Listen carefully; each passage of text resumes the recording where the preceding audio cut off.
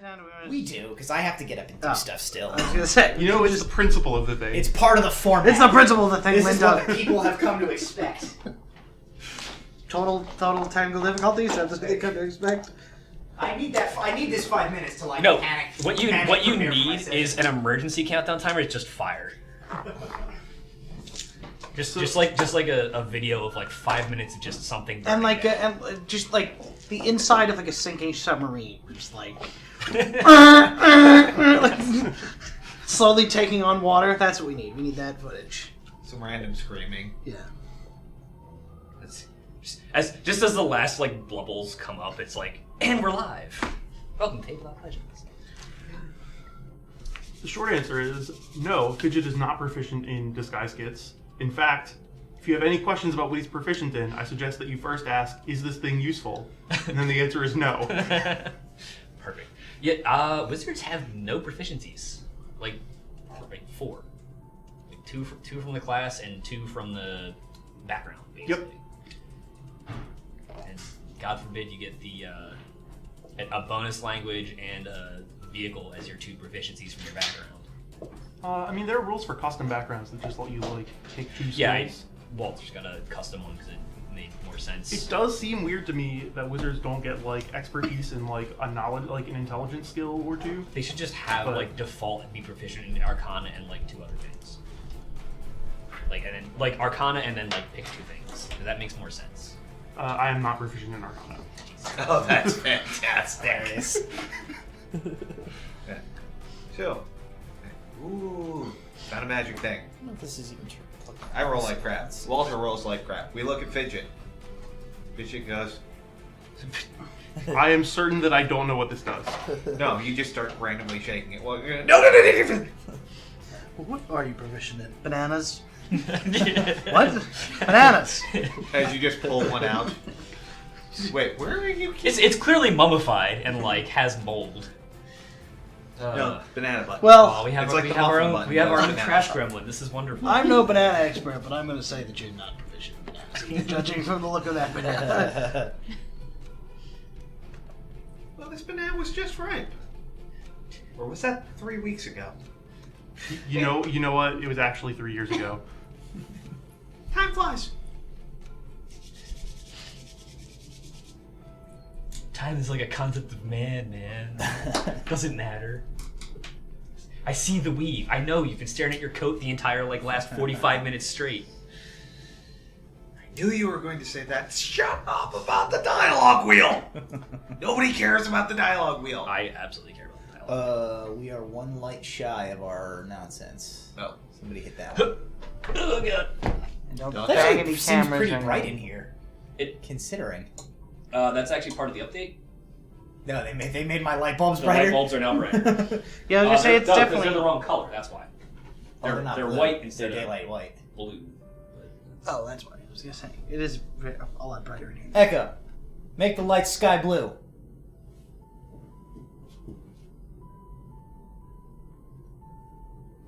Probably was better the other way. Yeah. It got messed up because Echo, undo. I made that, I had that, oh, were you here this Wednesday? You were here. Was I here? You were here. No, they canceled. When The last time we played. the last time we played, Yes. when I did that, you guys got in that creepy darkness, and I had that preset thing that made all the lights go off, except that one. Yeah. When it set back, it messed up the thing. Oof. 59 seconds. 57 seconds now. Keep up. Oh wait, I'm on the check in with I'm on the chat. Twitch countdown timer delay on the stream. Make sure that's muted. We should be all audible this time. Here There we go. were some technical difficulties. say that I every didn't time. realize. I just tested it. It doesn't mean I mean, anything for what we... Every time it's wrong. Twitch just hates. Someday. Also, none of the channels make sense for the volume knobs. Oh well. They're I mean, all- why would it? Why would anything be user friendly? We just have to leave room for improvement. There's cut to the trash can burning. Olive. All right. I'll knock your As internet out, a Lester. precaution, if she starts lurking around here, be on the lookout. She bumped that plug last week, and that has the router and all of this plugged into it. So if she bumps it again, the whole operation comes crashing down. You should probably come up with a better system. Probably should. Welcome to Tabletop Legends. Happy Tuesday, everybody. We're back. This is episode 31. Wow. It's actually not. I was looking at it. We're actually closer to like episode 40, but I've only been labeling like sequential campaign episodes with the numbers. That's fair. Numbers aren't real. Numbers are So we're concepts. lying about our episode. That's right. We're lying about our age. You only get about 40 episodes in this industry, and then they start giving your time slot to younger, hotter D&D streams. We're in the second half of our intermission episode between adventure arcs. We last left the party rushing out the door to go and rescue, maybe, one Tabitha Delker after a young boy from her estate brought a enchanted pendant that had a spell placed upon it to essentially locate her person, and said he had been given instructions that if ever like a day came when the house staff were making a fuss that nobody could find Miss Delker, that he should come to the address 28 Dorset and give that pendant either to the half-orc or to the old people. He found the half-orc first, so Brahm got the pendant. On their way out the door, they ran headlong into Fidget, the very bizarre goblin who sprouted a bunch of extremely pseudo-prophetic things at them, but apparently was following the trail of Kel, their party member who they lost a few months back in the current timeline. After some sort of confused arguing and a lot of shouting, they have come to the conclusion that, at least for right now, their most pressing concern is Tabitha Delker. They're going to bring Fidget along for the ride, see how things go, try and find her, and then sit down and have a nice long discussion afterwards.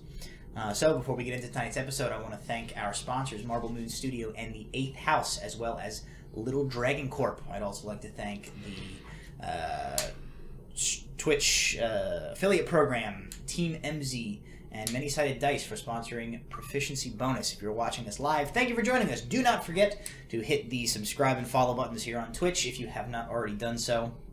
We play here every Tuesday at 7 p.m. Eastern Standard Time, and we have other fantastic D&D and nerdy content every day of the week here at Proficiency Bonus. If you're watching us on YouTube, thank you for finding us here. We are Tabletop Legends on YouTube. Subscribe and hit the bell icon to be notified when we upload our new videos. Unless you're watching this, I don't know, like 6 months in the future when it's some totally different thing, and this becomes irrelevant. Everyone ready? Can I say yes? You can. Okay. You do have that ability. Who has the golden D20? Oh, the golden I think D20 it's Nula. is Nula. I don't know where I put the thing that said I why. think it's for Zone of Truth. Yeah. I believe it was for Zone of Truth had the most votes. So Nula- They're all here, the I'll sticky give notes are out. Oh, are they Are out? piled out here. Here's your golden D20. Can we get Nula a hammer called the Morning Star that does radiant damage? I guess. Only when she's sad. Why wouldn't you get her a Morning Is it Star? spelled with a U? Yes. This morning. Because she's proficient in hammers. Makes sense. Hey, there's It can't be a Nubot Morning Star. with exclamation point. I always forget to say that. You can type exclamation point Little Dragon, as you can see in the Twitch chat, to get a link to Little Dragon Corp, where you can buy all sorts of dice.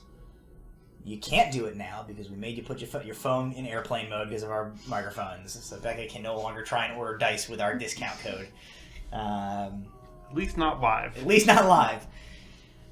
Alright, so you guys are leaving the premises of 28 Dorset with Fidget in tow, being led by Brahm. You have the amulet dangling from your hand, and it is gently sort of pulling in the most appropriate. I thought you were going to pull out a prop. No. I was like, No. son of a bitch, did he get an amulet between last week and No, now? that would have been very clever. It was just my phone vibrated, so I moved it. That out would have of been my pocket. great. Well, now that we're all disappointed, Well, that's Yeah. a huge letdown. Oh, I could See you next time. I've lost my will to play, guys. cancelled. You head out of the premise of 28 Dorset, and the amulet begins to pull you very gently eastward. So you head this way, out of the forest ward, and into what you know here is called the South Commons. Is this where those garbage children were the last time? Is that where the garbage children were? No, that was. That was this guy over here. They might have been North Commons. South Commons. It is like sort of the South and North Commons are like the poorer sections of the city. So as you guys are beginning to go through the South Commons here, Brahm, the amulet doesn't seem to take into account like buildings and obstacles. So you guys have to sort of do your best to make your way to cross streets and keep moving in the general direction that it is pulling you. So it takes a little bit of time sort of coordinating, going to the end of a street and seeing which way it turns. And you make a little bit of a zigzagging path through the South Commons, heading around this area here, sort of right in the middle of the South Commons.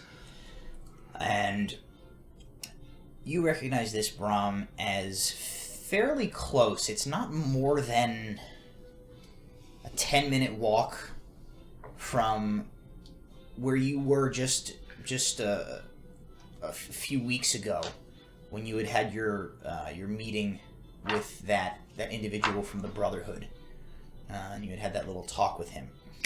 And as you guys make your way in, you hone in more and more, getting more and more precise, until eventually you come to a building that you determine is the location. You move to one side of the building, and the amulet sort of tugs this way. You move to the other, tugs to this way. You determine that Tabitha Delker is somewhere inside that building. It is a simple sort of row home in a very derelict portion of the South Commons. Several of the buildings, maybe 40% of the buildings kind of on this block, are boarded up, seem uninhabited. Not too many people about. A couple of like vagabonds and sort of street riffraff are kind of milling about one end of the street or the other. The house in question that you were looking at is a standalone unit. It is separated by just a narrow alley on either side of it from the adjacent buildings. As you look right at the front, there is a single front door. There are two windows flanking each side of that door, which have been boarded up from the inside.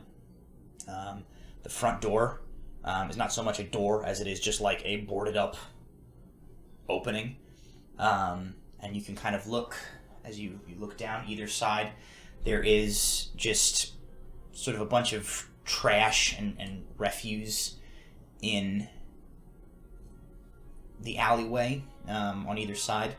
Though on the right side of the building, if you're facing it, there is, you see a ladder which goes up to like a kind of rickety looking wooden landing up on the second floor, where there is a door into the building on the second level up. You do see, looks like there's probably access to go down the alley and like around to look at the back of the building, but that's what you see for now. The building is 3 stories and an attic, with a single like round window up at the top on the very top of the attic. Is the attic the 3rd story? No. So 1st floor, 2nd floor, 3rd floor, attic. I had a map of this, but I misplaced it. What floor does the ladder? The ladder goes up to the 2nd floor. Should we try the rickety ladder?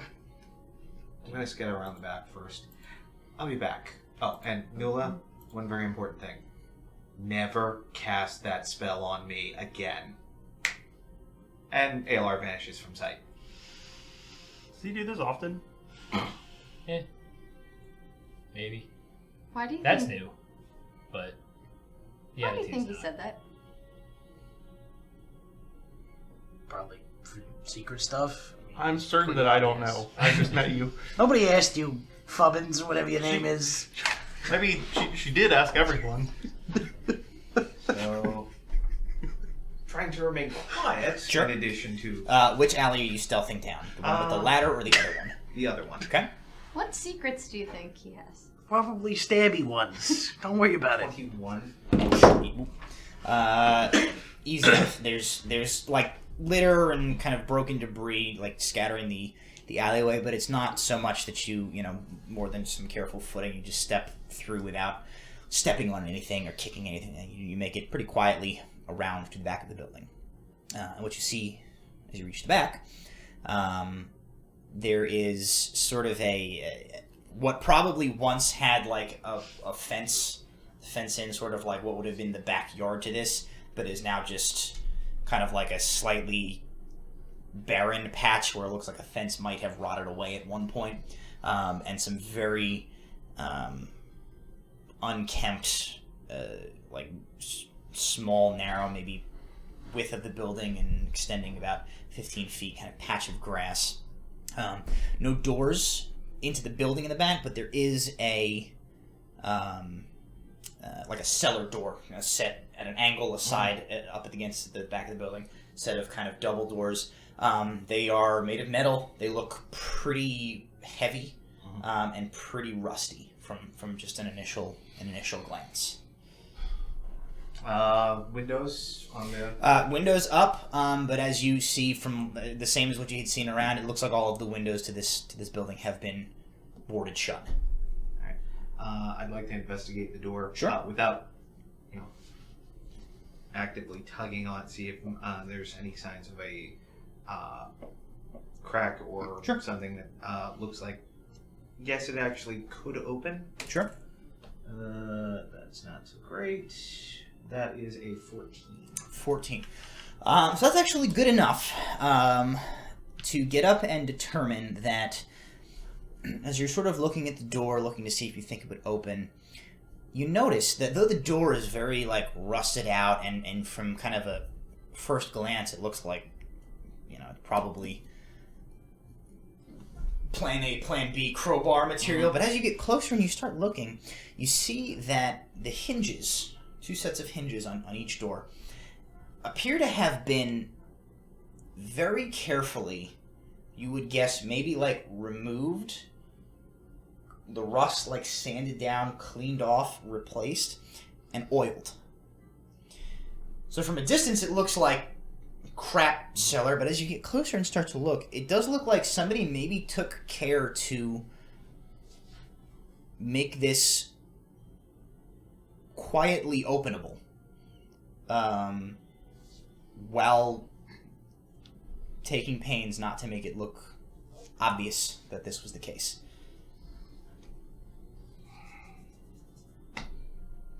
Okay, going to head back, still invisible. I believe the spell lasts for... How long does that last? I believe it lasts a while now. There yet? No. Standard invisibility is at least 30 minutes or an hour. Yeah, I think it's an hour. I was gonna say an hour concentration. Yeah. So, sneak my way back and probably scare the heck out of everyone all of a sudden. So there is a back door. Yeah. Sorry.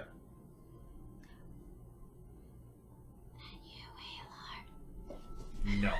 No, it's not. Anyone else? It's the ghost of your gnome friend. Who you talking to?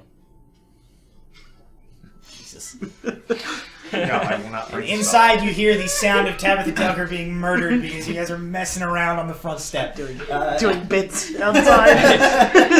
Yakety sax plays in the distance. It looks like one of those storm-type doors that they have in some towns and cities. It's been modified. It looks like it shouldn't open easy, but I'm pretty sure it does. So at this point, there is like a clear source where Alar's voice is emanating from, and everybody's looking like, at Nila is like over Facing here. away from it. Like everybody's directly looking at it. Here. I set Scooter down, take my hand away so Scooter becomes visible. Does that help? Scooter, where did you come from? On episode 3 of Rescuing Tabitha Delker. Right. So what's your plan? I plan sneaking in through that cellar door. Good enough. Let's go. Do you want to know what's inside first? Do you have the ability to know that? Yes. Okay. Oh, all right. Well, I didn't think you was even able to back that up. That's what I do. I know things. Okay. Well. Is it though? Yes. Make with the knowing. Fidget will cast Arcane Eye. Where are you casting Arcane Eye? So You will probably. I want to double check this spell because I did read through your spells to make sure I was like prepared for this. so it's either Arcane Eye or Clairvoyance, depending on if I can find a 1-inch gap somewhere. Gotcha. So if I can spot one, I'll do Arcane Eye, and if not, Clairvoyance.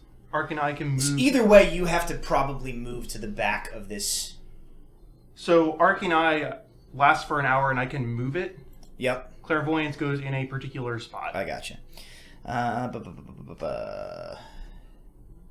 Arcane Eye is toggle fob before off. This is a magical eye within range that hovers if you receive information from the eye.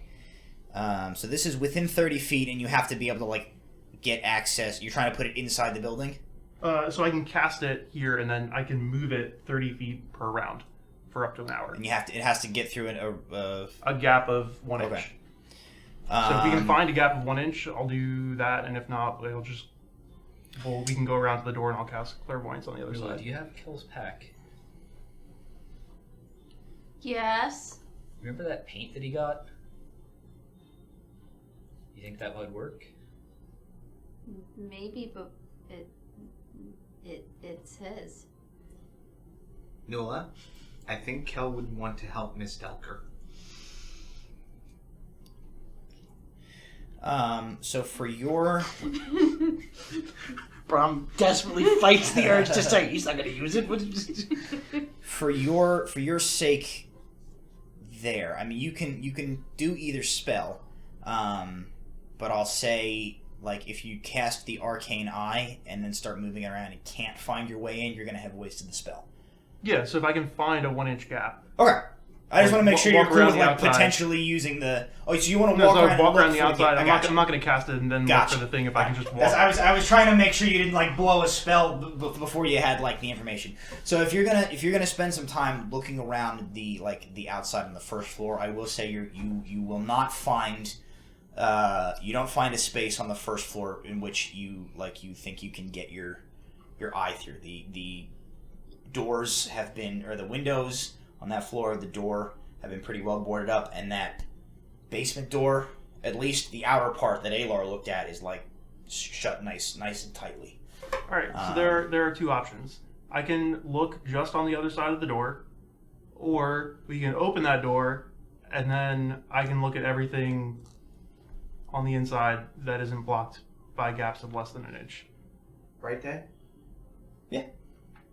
It's like spring by this point. I don't know if I established that with you guys last week. I thought it was nighttime. So. Yeah, well, no, No, it's like abandoned house. mid-morning at this point. No, I was just thinking about how different the light level will be if we crack that door open. It's going to be obvious. I mean, I can look on the other side of that door first, and then do the other one when we get in.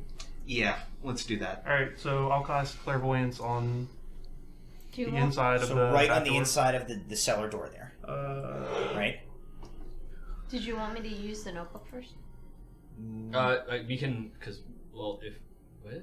Yeah, on the opposite. So an on the obvious opposite side location of I'm the door. familiar to. So like Yeah, so I the would say opposite you, side of the door. Okay. So what does this look like? What does your magic look like as you cast it? What does your spell look like? I'm gonna take off my little like shawl, like raggedy shawl kind of thing, and just like hold it up against the door and start tracing out things on the back of it. Okay. Oh. So he spreads this piece of cloth onto the door, begins tracing lines in the fabric with his fingers, and I think he just traced a bunny rabbit. We came all this way to watch this thing do finger painting. We didn't give him the pains. And right in the middle of your guys' smack talk, one of Fidget's eyes goes like white, and then begins to glow. And there's like a flash of like magical energy shoots through this piece of cloth, through that sensor that you have just created. That clairvoyant sensor appears on the opposite side of those double doors, and what you were looking at is a small staircase. So that right behind the sensor is the door. There's a small staircase, 5-6 steps, and then another door. You can make a perception check through the sensor if you'd like. Yep. As you look at that door. 14. That inner door looks new. So the rest of the boards and this cellar door are all like have been there a while. It looks like somebody has rebuilt that interior door recently. As you're staring at it, it's made of wood. It's like a wooden slatted door. Can I hear anything? You can, so you can switch to hearing. Arcane ear.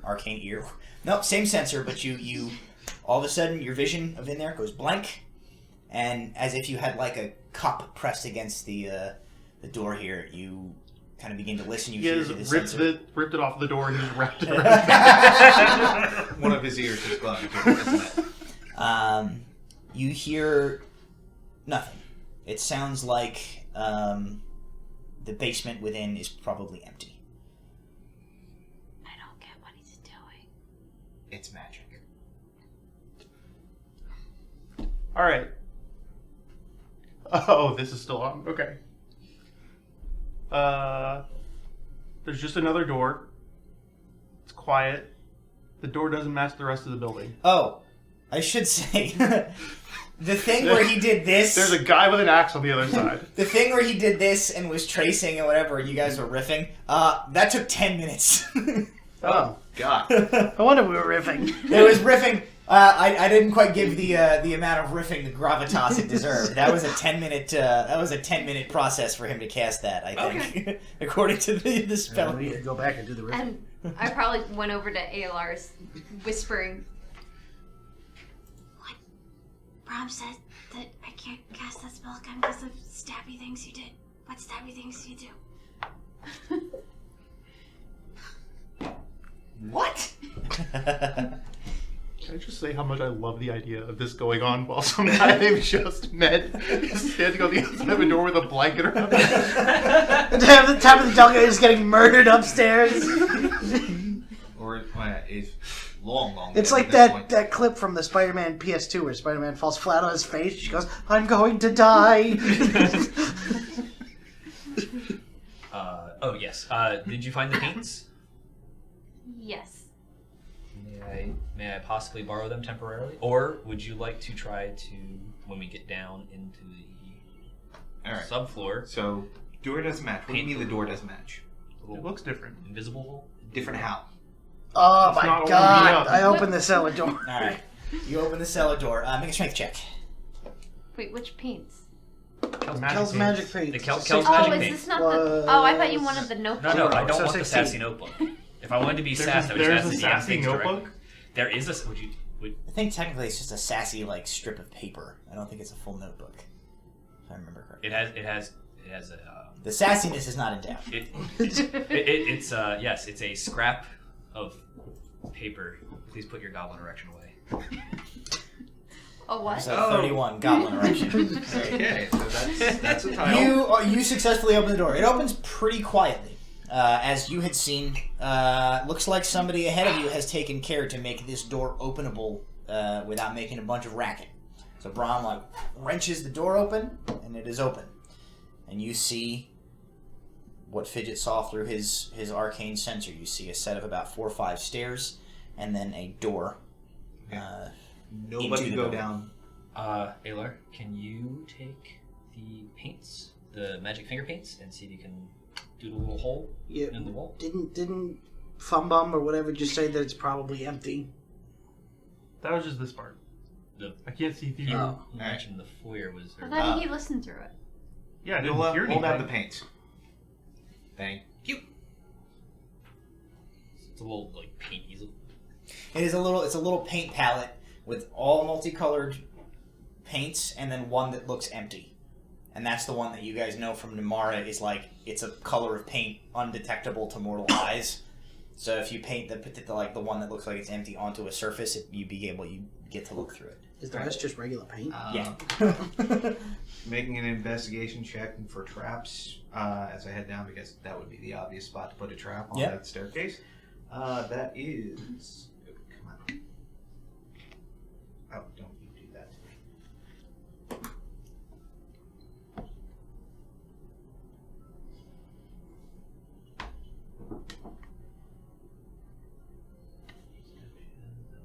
me. That's a 27. Nice. Okay.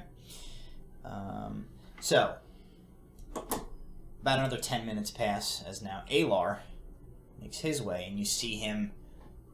You've seen this before. You know what he's doing. He's searching seams. He's looking for tripwires. Actually, I don't see any of that. I'm still invisible. Oh, you don't see anything. You maybe hear some like tapping and shuffling. Yeah, I'm not high enough level to have those eyes yet. So Alar, you check, for any like sabotage steps. You check for tripwires. You check for bricks that have been loosened in the framework here. You check the frame of the door. Kind of prodding your dagger and your thieves' tools here and there, searching for any sign that this stairwell or the exterior of this door has been trapped in any way, and you don't find anything. Door locked? You test it, and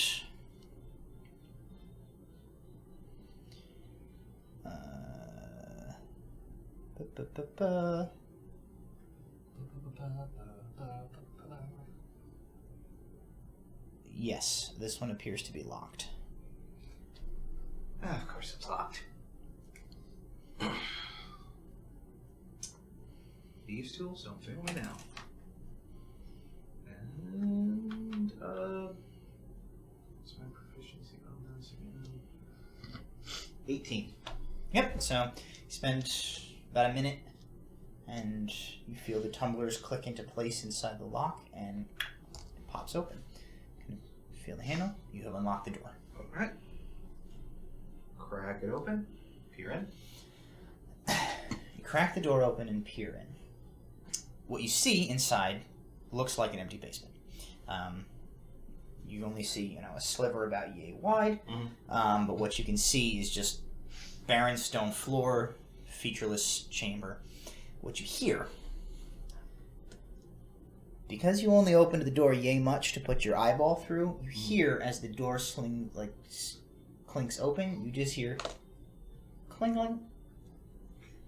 Sounds like there is like bells or something have been strung on the interior of the door, and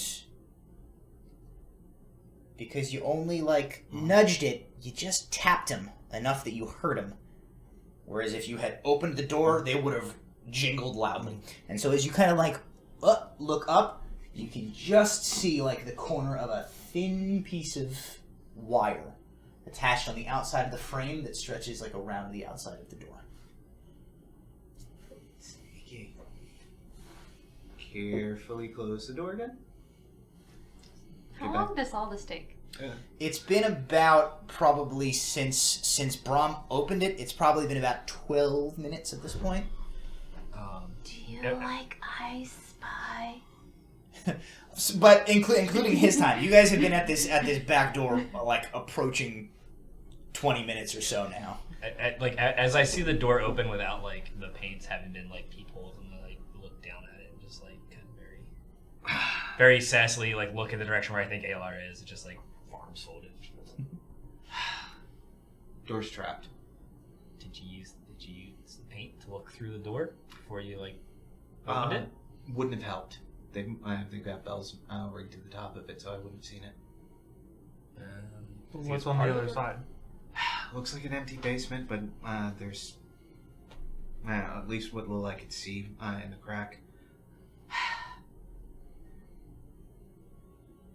But I don't think I can disable that without making noise. I would certainly allow you to make a check to try and disable it. It's not undoable. Okay. Wait a minute. What am I thinking? Mage hand. Ugh. All right. Carefully crack the door so I can at least see the wire. Mhm. 23. Sleight of hand? Oh, sleight of hand. Sorry. I thought that was just using thieves' tools. 26. Yeah, it won't, that's fine. It won't require your thieves' tools. Essentially, you can like peek your head in, cast your mage hand in, and then use it to like unstring the wire and kind of move it away to allow you guys to get in. All right.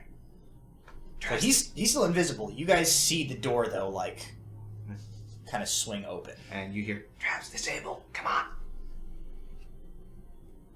Tellio. Time for heavy armor, not sneaky, with the big hammer to clamber down the stairs. I will forge ahead. Sure. All right. So you move in. That is a question. Are you attempting? Are you worried about people noticing her?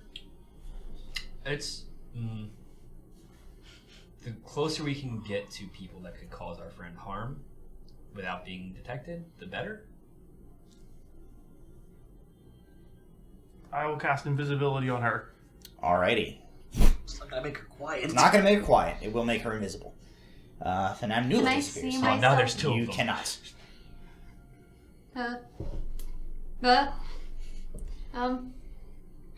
There's below. What is going? Where'd Nola go? I think I helped. I think he only made things worse. She's like a dog when you put socks on them. She doesn't know what to do with herself. So we can't see anything, but we just hear. Alar's just gonna forge ahead quickly at this point. Alright, so you can move in. Go ahead and make a stealth as you move in. That is the question for you. Are you guys attempting stealth as you move into this building? I am also going to attempt stealth. 15. Okay. So for your sake, normally you would be disadvantaged because of your heavy armor. He has given you invisibility, so that will cancel out your disadvantage. You can roll stealth normally. You know what's great? I forgot to take my dice out this whole time. Well,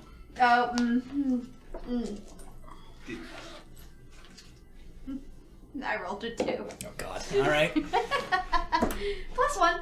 Ah, I've got a 3. That changes so everything. so we can do things. I think. Oh no. 19, by the way. 19. Okay. This is an ability check. This is it's an ability check. So Uh, yes, you can. You so- can use that for this. So I got a 22, Okay. and I will use my portent to make her to a 20. Okay. So Nula, you Fidget has used an ability called Portent, which is a divination ability.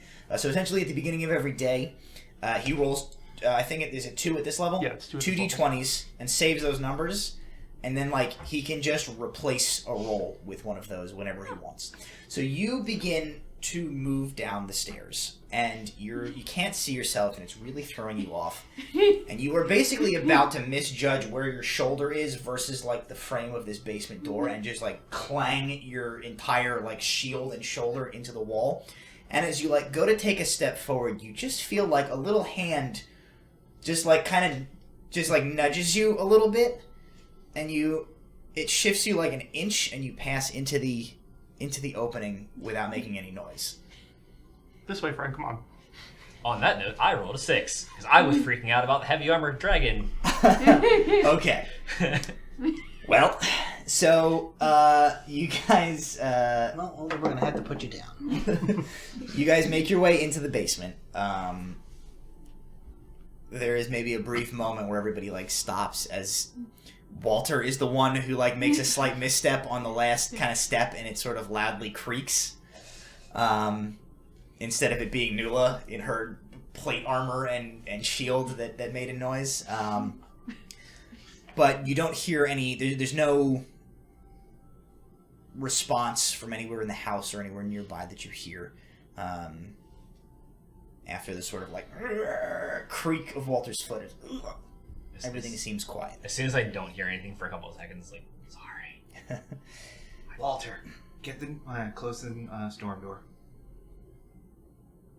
Okay. I'll go back up and try to close the Make a strength check. storm door.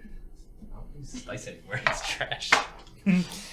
So since you had moved ahead while he's getting his dice out, what you see is really no more eventful than what you had seen in your peak. There's really nothing in the basement. There's a couple of like rotted remnants of what maybe was like some shelving and or like a barrel at one time.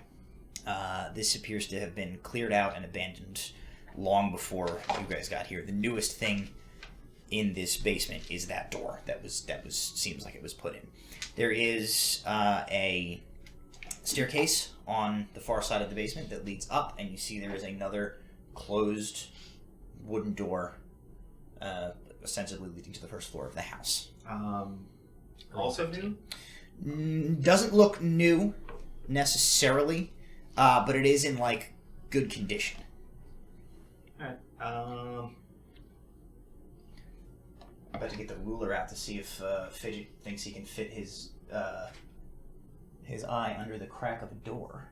Typically about an inch, unless they have like. That's my thought. But So- they're like half an inch for like a tight gap, and then like the weird big loose gaps. I think what we'll do, if that is something you want to do at that door as you get in, I'll go measure my bathroom door, and if it's an inch, we'll say you can get your arcane sensor under it into the main part of the house. Thrilling. Thrilling for the audience. My strength check with a -1 is 15. You're fine. You very carefully making sure you don't drop it and slam it, shut the door behind you guys, and you move back down. It is pitch black down here, so Nula and Walter can no longer see once that door is closed. Crap. As soon as I close the door, I'm like still holding. It's like right. God damn it, Walter. Mila's having an existential crisis at this point. She's in like a sensory deprivation tent. She can't see her body. She can't see anything. I'm getting the ghost of my dead friend talking to me. Jesus. Come along, friend.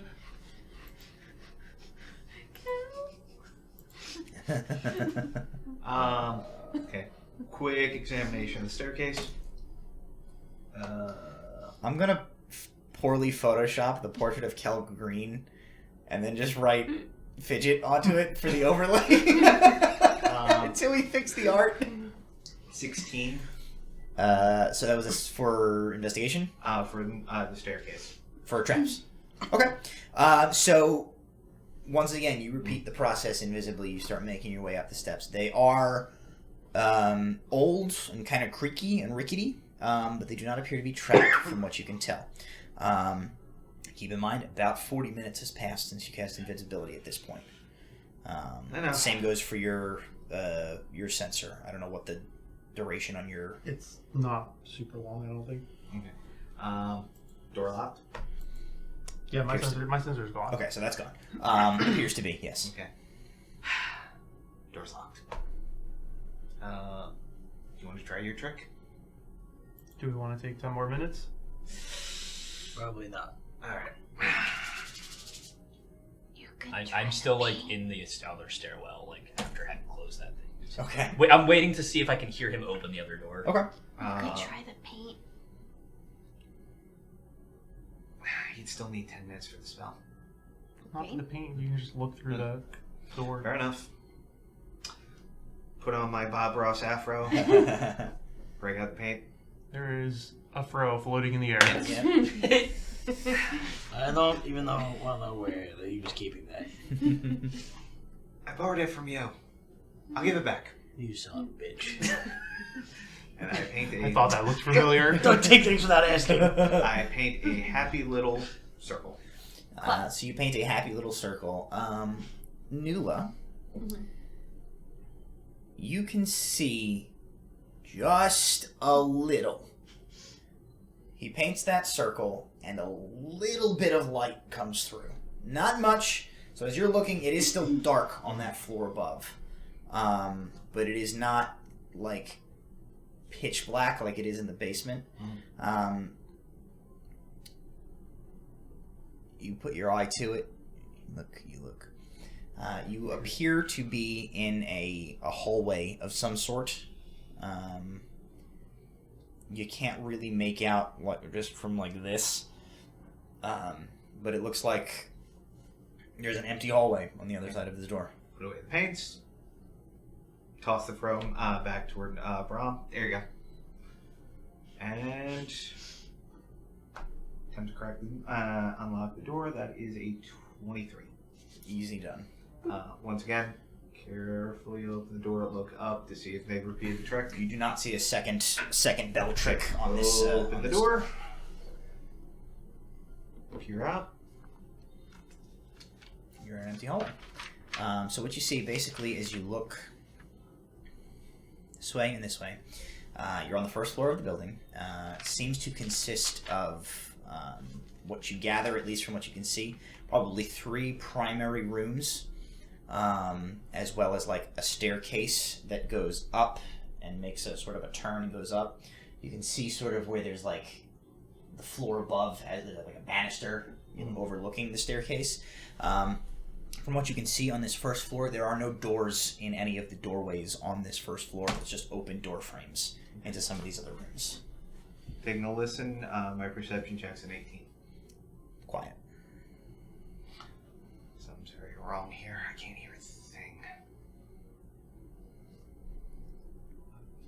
Gonna proceed out. You said there were 3 rooms? Yeah, so from where you came out of the basement, the staircase up is on your right, and then there is on the same wall as where you are. There's a door to that right side as well. There's a door to the left side of that door, and then the hallway makes like a little bit of an L shape, and the third door is on that. And that third door there looks like it leads to like the front of the building. So there's like you get the impression that the layout is like front door, room, this hallway, and then like room, staircase up. All the doors are closed? There's no doors. There's no door at all. It's just open doorways. Okay. Doors have been removed. Proceed to the room with where I think the front door is. Yep. So you kind of move. You see the boarded up windows, the boarded up front door. There is like one old, moth-eaten, tattered like armchair in one corner. One of the legs is broken. It's kind of like lopsided. Everything else has been emptied out of this room. It's empty, abandoned. Okay. Gonna poke my head back down the staircase. There's nobody. I don't think there's anybody on this floor. Come on out. Did you find anything? Broken armchair. As soon as you said there's nobody on that floor, I'm gonna cast dancing lights. Okay. In the basement. So from beneath, kind of the basement illuminates. You're able to see. Yeah, I'm not trying to like trip my way to victory. Check the second door, second room. I'll save you some time. You guys can make some stealth checks as you come up. So before I like get too far, I'm gonna ask Brahm if he still has that pendant and which way it's pulling. As you are like kind of in the building now, it's sort of doing this. It seems you are like close enough to her that it's within its minimum range. Okay. So like you're still pretty sure she's somewhere in this building, but it hasn't gone like she's up and to the left. You still feel sort of it is sort of like there's a gentle downward tug that is causing it to sort of like spiral a little bit. But you don't think you're going to get any more accurate with your reading. You're too close to her at this point. 16. Okay. 17. Okay. I'm setting up a rave downstairs in the basement. How'd you do? 5.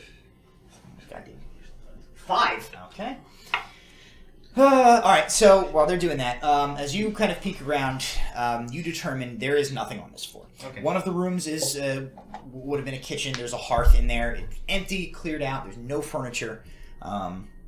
There is nothing of interest on the first floor of this building. Any furniture has been removed. Everything is covered in a layer of dust and cobwebs. does not look like it has been inhabited. Okay. The staircase, does it look like it's been used recently? The staircase does look like it has been used recently. Of course it has. And what I will say is you're kind of looking at the staircase, and everybody's kind of filing their way up. You rolled the 5. How do you want to make a bunch of noise? You tell me.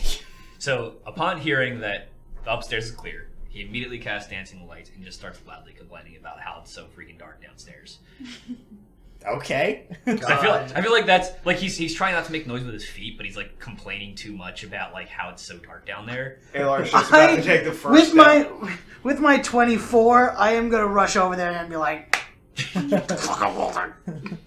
That's fair. That seems like an appropriate. There's like a moderate scuffle. Passive perceptions. 12. Yours is high enough, I'm pretty sure you are. Yeah, 18. 11. Alright, so you were the only one to hear this, and it probably makes sense because you're kind of the closest to the stairs. As this little commotion happens, where like Walter makes a little bit of noise and Brom like thumps him one to shut him up, you hear like a footfall on the floor. Maybe not above you, maybe one above, maybe the 3rd floor. Hard to tell. Mm-hmm. Somewhere up above, like something creaks in the house. Crap. And that's it. Gonna proceed up the stairs. Are you going to tell anybody that you heard this? You are invisible. Yeah, that's a good point.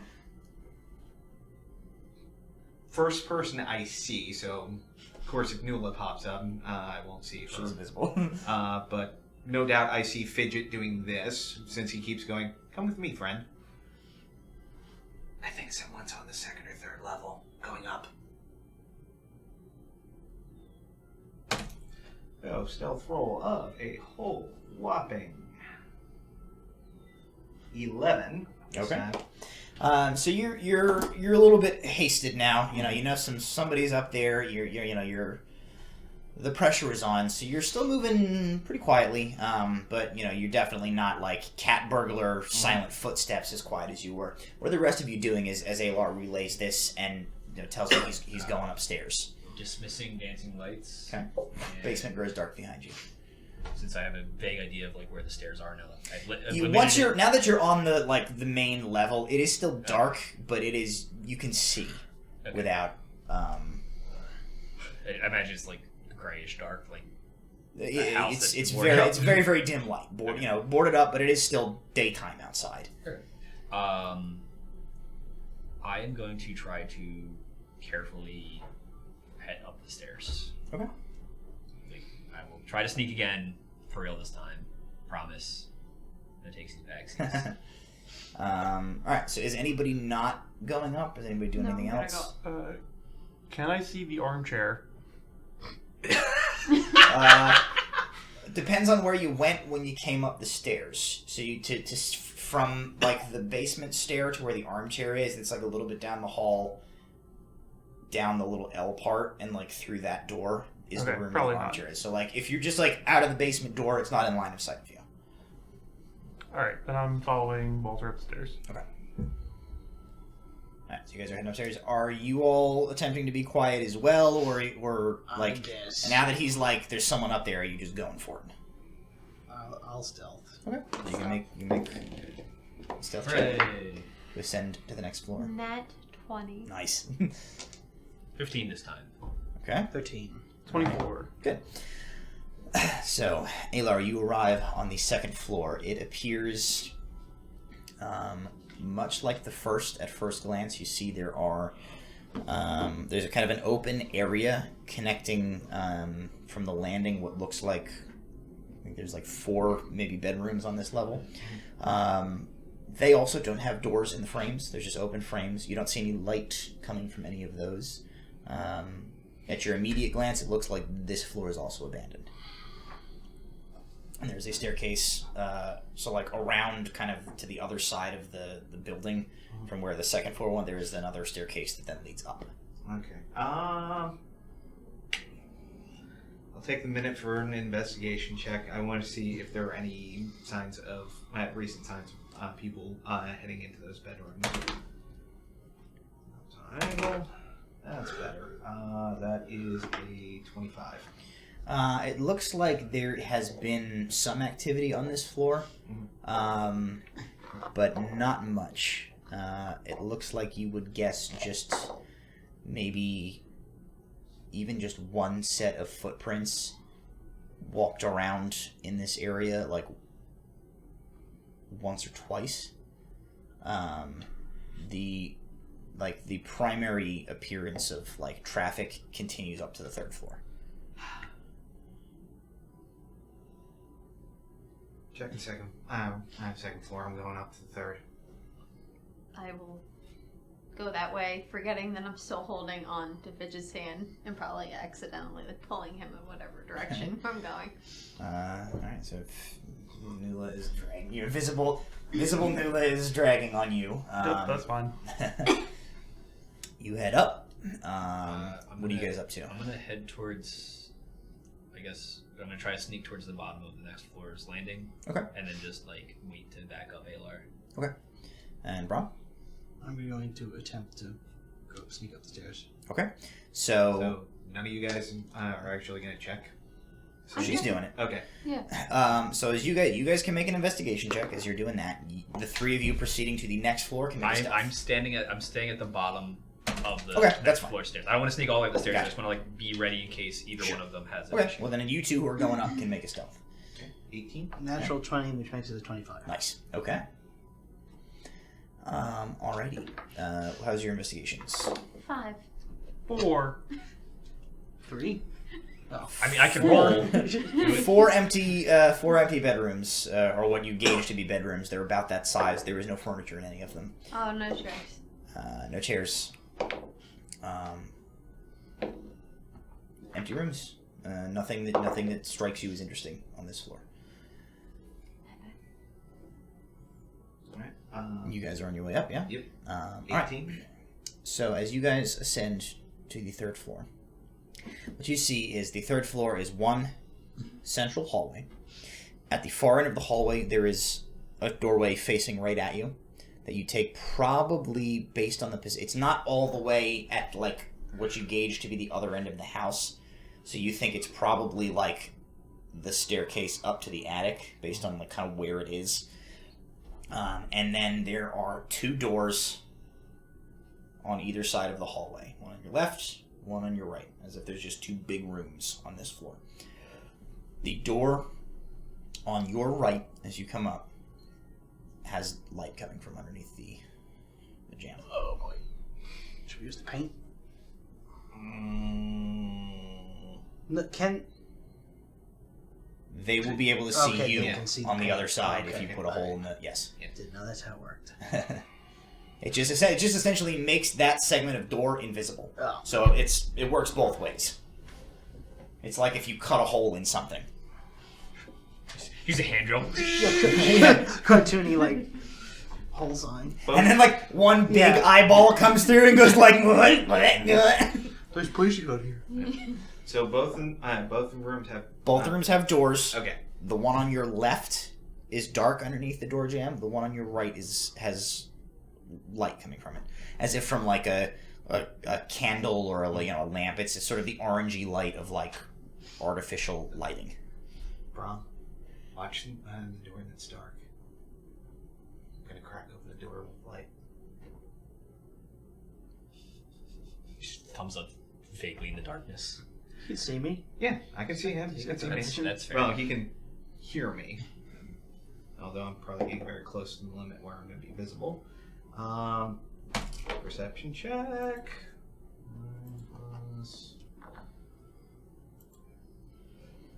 17. So, You quick listen. listen. You hear a little bit of shuffling around inside, as if there is somebody or something in there that is like moving. Kind of hear like the creak of some wood, is maybe like a chair, and sort of the shifting of like cloth. Sounds like this room is occupied. I will touch Brom's shoulder lean in close and whisper, "There's someone in there. Get ready. I'm gonna crack the door open." What are the rest of you doing downstairs? I am waiting to listen for any sign of activity that is like aggressive upstairs, and then I'll run up. Quiet so far. Since we didn't find anything, I guess just go to support up the stairs. Okay, so you're gonna move. Are you moving to the third floor? Yeah. All right, go ahead and make stealth checks for you. 18. Okay. 18. Cool. All right, so you guys quietly approach. You kind of get to the top of the stairwell. You see what appears to be Brahm alone by that door on the left, and you see a little bit of light coming from beneath it. Locked? Locked. Okay. 19. Okay, so you kind of begin to work at it. You do manage to get it picked. It takes you, 30 seconds or so. And I mean, it's picking a lock, so it doesn't make noise. Yeah.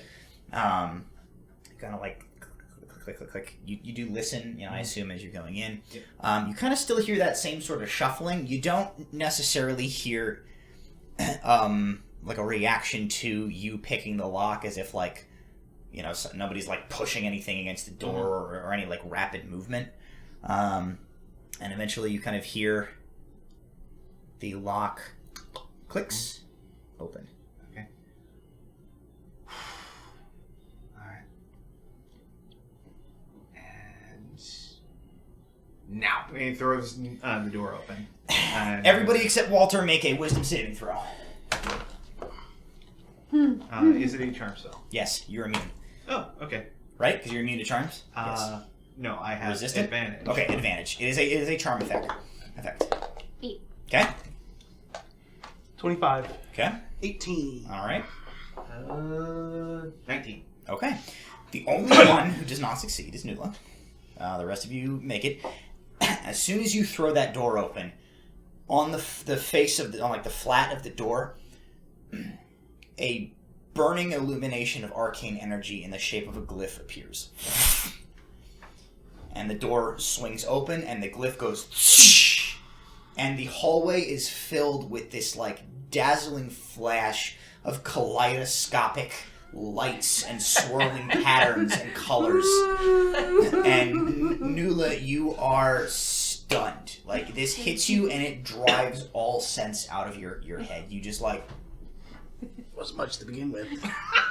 can do nothing. So your speed is 0. You are considered incapacitated for the next 1 minute. You're also still invisible because he's the one concentrating on the spell. And you're invisible. The rest of you won't know. see this, but you kind of like shake it off.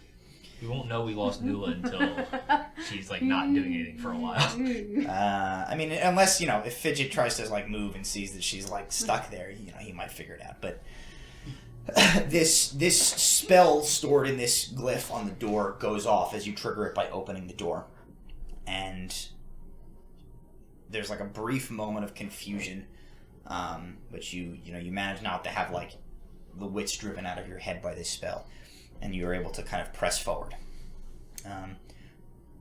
What you see is a decently sized, what probably was a bedroom, but like the other rooms in this building has been cleared out. Inside, there are a few features. Against one wall, there is like a bedroll that has been laid down. You see there's like a pack of belongings and wares. There are a few what look like maybe salvaged pieces of furniture from somewhere in the house, kind of a rickety table. There are a pair of chairs in the room, and tied to these 2 chairs are 2 individuals, one of whom is Tabitha Delker, other of whom is an older gentleman, human, looks to be late 50s, early 60s, kind of graying hair, well dressed in sort of like a prominent butler's attire. I would say you interacted with him enough that you would recognize him. He's the spinach has been taken out back and shot guy from Delker's He's like the head servant. He's sort of like the major domo of the Delker estate that you met when you were there for the gala a few months back. They both are tied to these chairs. Tabitha Delker is gagged and her head is lolling like this. She appears to be unconscious. The man is conscious. He is also gagged. And he's just sort of like, kind of looking at you, sees you come through, and he's kind of like, he's the source of the shuffling as he like rickets around in his chair. Anybody else in the room? Not that you see. All right, crossing over, and let's see, ungag the guy. Check. I'm gonna check to see if Delker's alive. Sure. Make a medicine check. So invisible Alar moves into the room. Brom, what are you doing at this point? 9. You feel a pulse. Okay. So she's at least alive. She's alive. I'm gonna go over to the guy, and what are the rest of you doing as he's doing this? Staring at Well, you're stunned. Detect magic. Detect magic. I am going to be getting in position at the very bottom of the stairs and like trying to like block it off with my shovel a little bit. Okay. The remnants of the glyph that had been on that door are like fading away. From where you were standing in the hallway, that is the only magic, the only source of magic that you see.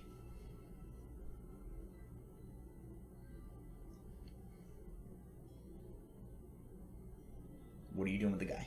I'm gonna go over to him and I'm gonna go to ungag him, but before I do that, I'm gonna go and then ungag. He goes ungag him. He says, as the gag like spits out the gag, and he says,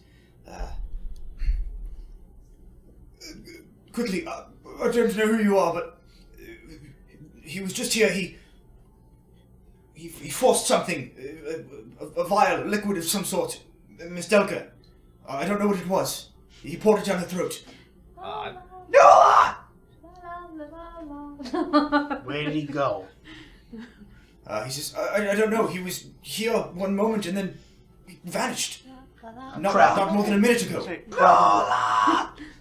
Vanished as in didn't leave the room? No, he was standing there and then gone. Just gone. Everybody shut up! Perception check him to see if I can Listen for an invisible guy. dude. Although I told everybody to shut up, it's probably not great. Oh boy. Jesus. Alright, we'll try that. Take 2. That's an 18.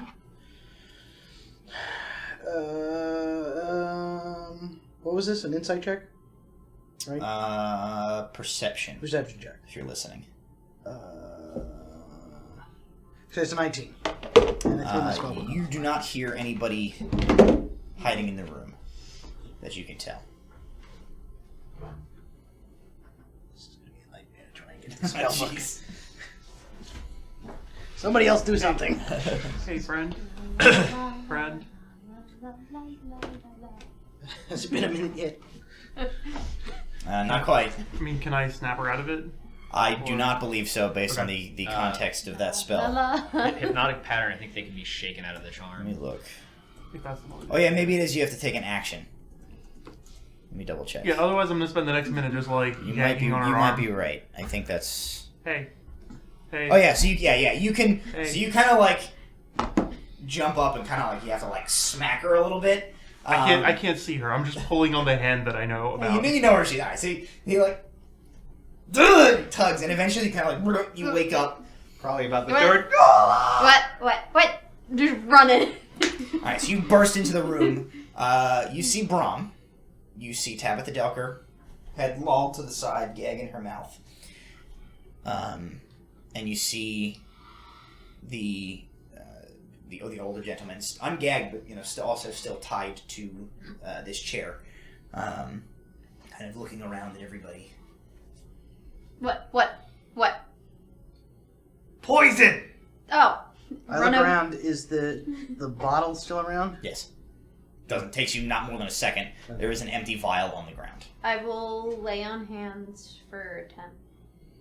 I think to cure a poison, it's only 5 points. Ah. Right? I 5 have points no can idea. cure a disease or a poison. Is 5 points can either cure a disease or neutralize a poison. Yeah, so you can burn 5 points to neutralize that poison. the vial, or if there's any little bit of it like left in it, familiar at all? How familiar is Brahm with poisons? Probably decently familiar. You pick it up and you smell the residue, the contents in it, and it has sort of an earthy smell to it. Make a nature check for your knowledge of poisons. It's more like, is this the question of, is this something I recognize because I know a whole bunch of people that use it? Well, it's not going to be great because I rolled a 9. What's your nature modifier? Probably nothing. Nothing. No, +1. So it's a 10. So 10. Okay, well that's good enough. With a 10 in your nature check, assuming you have some knowledge of poisons, this is not like you're like, this is the official brand name poison of the Brotherhood of Artan. No. But you do. It has kind of an earthy smell and a little bit of an underscent to it that you recognize as you think probably some sort of a concoction made with an extract of mushroom and hemlock. In other words, it's poison. So just generic It's poison. poison. It's not name brand. It's not like Costco. Great value hemlock. Kirkland poison. Please don't sue us, Walmart. Their lawyers are already on the phone. Walmart sponsor us. Poison. You do manage to. You quickly come in. You sort of like purge the poison from Tabitha Delker. And after a moment, she sort of like opens her eyes and she looks around. If I haven't removed the gag, I'm going to do that too. You can pull that out of her mouth. Thank you. I'm stationing myself opposite of Nuala, directly Nuala is still next invisible. to... What's that? Nuala is still invisible. Nuala is still invisible. Oh, good point. We are probably getting pretty close to I'm yours pretty sure I wearing turn off. visible somewhere around. So a floating gag moves away from Tabitha Delker's face. And she's a little confused by this, but she does see like a number of other familiar faces in the room, so she doesn't like flip. I'm looking... I take it you found me. Yeah, I'm looking around, also trying to listen for an invisible person. 24. I assume nobody's tried to push past me yet. No one has tried to push past you. You don't hear any shuffling. You don't. Nobody seems to try to get past you. The steward there, the mayor domo, has shifted in his chair a little bit and is looking at Miss Delker very intently as she opens her eyes again. She's conscious. She's looking at you. She says, I take it you received my contingency plan. I'm glad you made it here. Glad that you created a plan. What happened? He's speaking over his shoulder because he's... Do we want to do this here? Actually, that's a good point. I'm going to start. Do we have anything else that we need to do here, or can we leave? I'm going to check the room. Visible. Sure, you Anything can kind in of the start room? searching. What are we looking for? I don't know how you guys do this stuff. Go ahead and make an investigation as you look through the room. I'm downstairs, so I'm just like. Yeah, Fidget is just... 17. Okay. I'm untying Tabitha. All right. The ropes are undoing themselves. The ropes begin undoing themselves. Invisible nature. She's... That's... what are you doing this? What is... This is... Oh, that's my dragon friend. Do you see your dragon friend right now? No. Small man? No, I don't. I will lean. She looks at you like, whoa, who's this guy and what have you done? It's Nula. He's talking about Nula, and that's Fumples. What is his name? I see. Well? Fingers. His name is Fingers? Yeah, he's Fingers. I always forget. No, Fidget. Sorry, Fidget. I'm pretty sure it's Fingers. You're horrible with names. As you're kind of untying her, she says, for a man that consistently makes up so many fake identities, I would think you're a bit... And she looks to her, like, her right for the first time, and her eyes land on... I don't remember what his name is, so he's just gonna be the steward for right now. Steve. He's not Steve. He had a name, but I've been looking for it, I can't find it. Shoot the lettuce guy. Shoot the lettuce guy. I'll see if I can find it.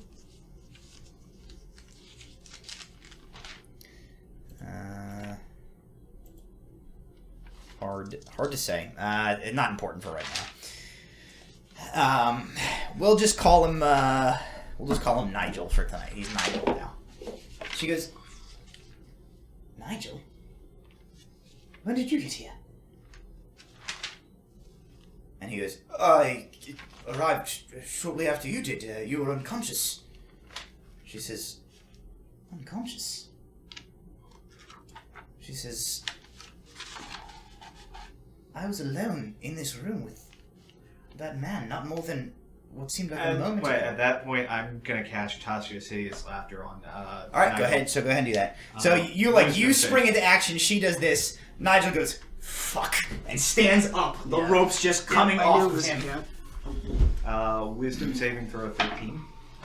All right. Let me see what his modifier is. The only thing I've written down is spinach puffs. We didn't roll great. Let's see what his wisdom modifier is. Oh, for no, he fails. Yeah. So he stands up. The ropes like burst off of him, having been like tied in like a slip arrangement, essentially. The chair topples backwards, but he doesn't get much more than to his feet before he like falls back over, like on his side, and is just like clutching his ribs, howling with laughter.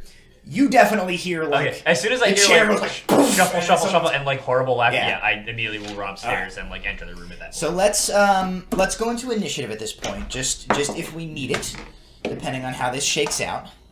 Okay. 17. 15. 19. He's 10. He's not gonna make it the whole round. 19. 19. I mean, we don't want to kill him, right? Not immediately. I mean, I want to kill him. 17 was Nula. It won't prevent us from asking him questions. 10 was Cal. Yeah. Fidget. Fish Jesus. Fidget is good at asking questions. Ram. 11. Let's roll his. Let's see what his initiative modifier is. Oh, it's very high.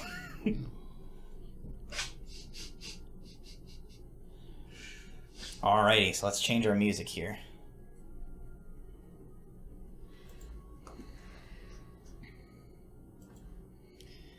Alright. Butler's name is Bromley. Bromley! Bromley spinach puffs. Bromley spinach puffs.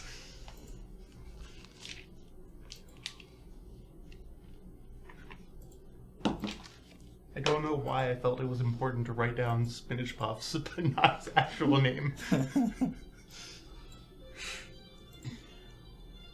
Alrighty. I feel like it's important because of Fidget's knowledge that he has as a divination wizard is like the fragmented remains of like your notes from before. I don't know anything about you, but you look like the kind of guy who makes a mean spinach puff. Alrighty.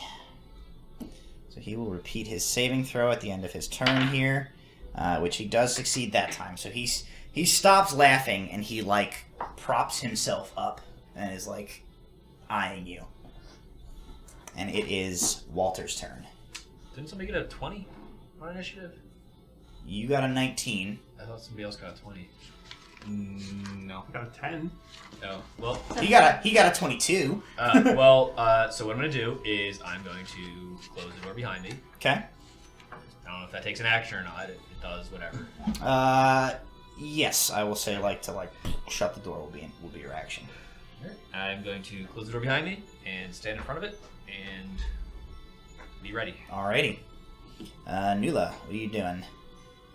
I am going to ready spell and hold my action, and if he does something threatening again, Okay. be like, Aylar, am I allowed to use that spell now? Yes. A disembodied voice is like, No. Can I do it now, master? Oh, good point. You are still invisible. It's pretty clear she's there, though. Yeah. She's been untying ropes. You Yeah. know where she is. Alright, Aylar. Aim my I move up, aim my blade at him with a ready action. He casts a spell. He gets stuck. Alrighty. Braun. I'm just gonna take a good old stab at him. Alright, roll the hit. Oh, he's prone? Prone. Advantage.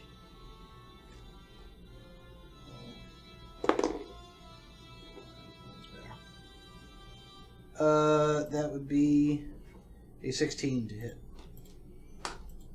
That will hit. Okay, so he's going to take 7 points of piercing damage, and then I'm flashing back. 3 rape. 10 points of psychic damage. Should be 9 points of piercing for the rapier. 7 plus 2. Oh, so it's 9 points of piercing, and then Alrighty. whatever I said for psychic damage. So you stick him with the rapier, and then this bolt of psychic energy shoots down the length of the rapier, kind of like into him. He kind of does a little bit of a side roll, and grimaces. Fidget. Does someone want to try to restrain him? Preferably someone burlier than I am. I'm going to take my cue from them. I'll hold an action for...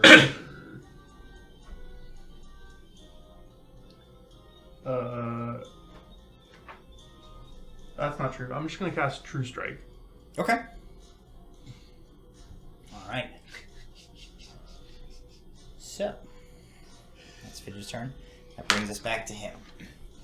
He is on the ground. Kind of looks at you guys. He goes...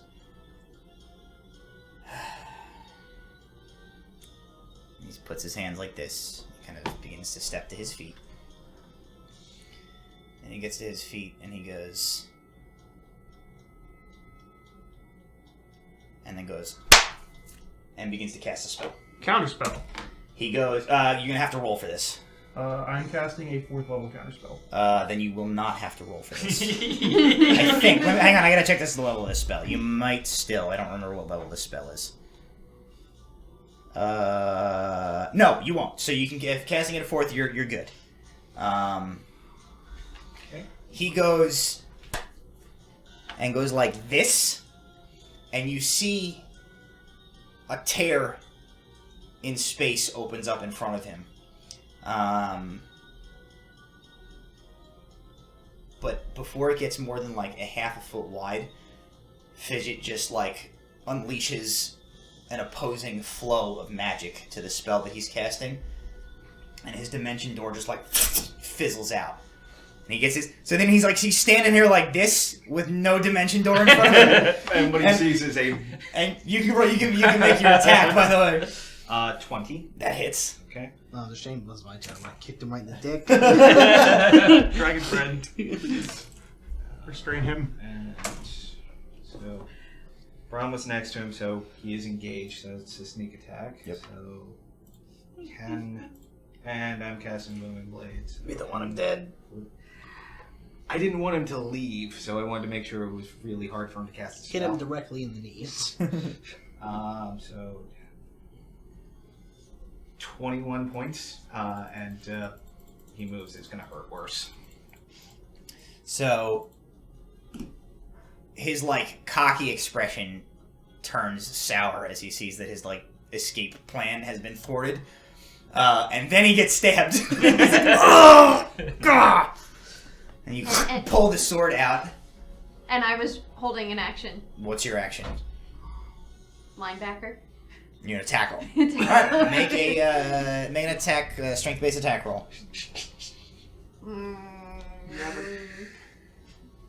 You're invisible, which So, means you should have advantage. Yes. I think. Oh, I have advantage. Okay, Yeah. good. Is That's that, a 2. is that true? I don't know how invisibility does. It seems like it should be, at least in this case, that like he's gonna be less effective at dodging your tackle right after he got stabbed if he can't see you coming. Alright, and I'm adding strength. No, you're making an attack. I'm just making an attack. It is a strength-based attack roll. I guess it should be add on to your... dexterity. I think you just don't add your proficiency bonus, as it's like essentially like an unarmed strike type of deal, like a grapple. So like 15? Yeah. 15. Okay.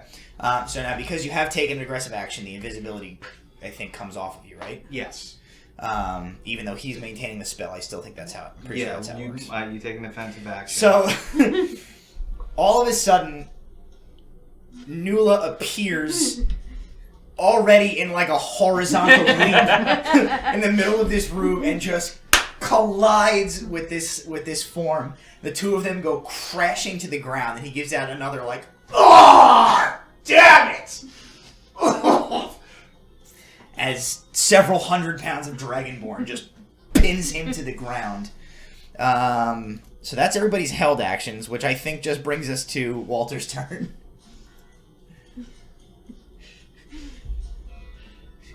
I'm just like very amused at this like thing. I'm going to hold an Eldritch Blast. If he gets up and tries to escape again, he's going to get blasted in the face. Okay. Nula, you are pinned on top of him. Zone of Truth! Everybody make a charisma saving throw.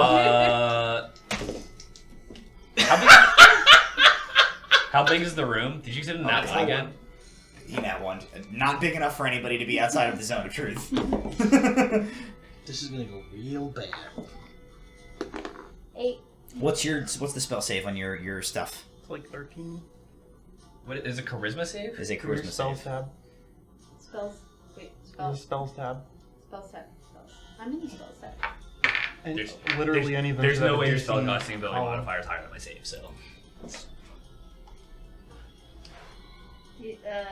13? Yeah, they're all 13. Yeah. Beat it by 1. Nice. He's sweating. He's I sweating. met it. Yes. Alar immediately gets meat sweats and is like, not again! I mean, he knew it was coming. He's like,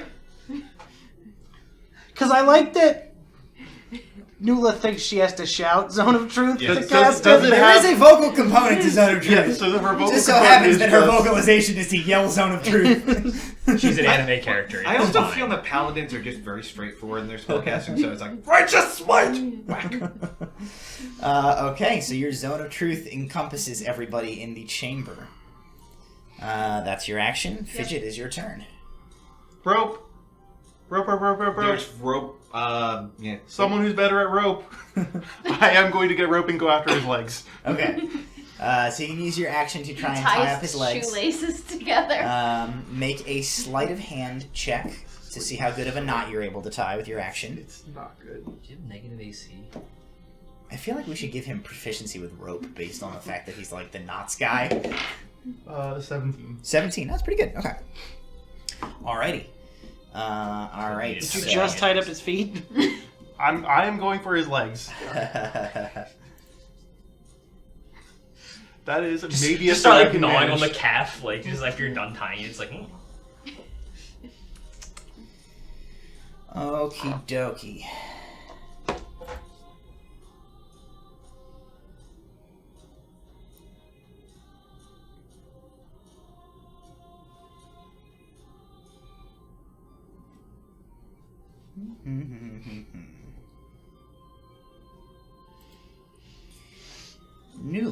Mm-hmm. I need you to make is it? I need you to make another wisdom saving throw. This is a Is she charm. casting a spell? What you guys see is that from where she is hugging him, he just turns his head and whispers into Nula's ear. So you can decide how you want to react to that. Okay, what is your wisdom modifier? No, is it a saving throw? Yes. Okay, so Plus go to four. your saving. No, go to your saving throws. Right there, saving throws. Right Your there. wisdom saving is throw. 4. Okay. Plus 4.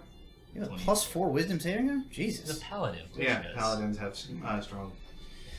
Okay, so that gives you... Yeah, I'll just keep this. He whispers in your ear. You should work for me now. And for like a moment, everything in your being says, this man should be obeyed.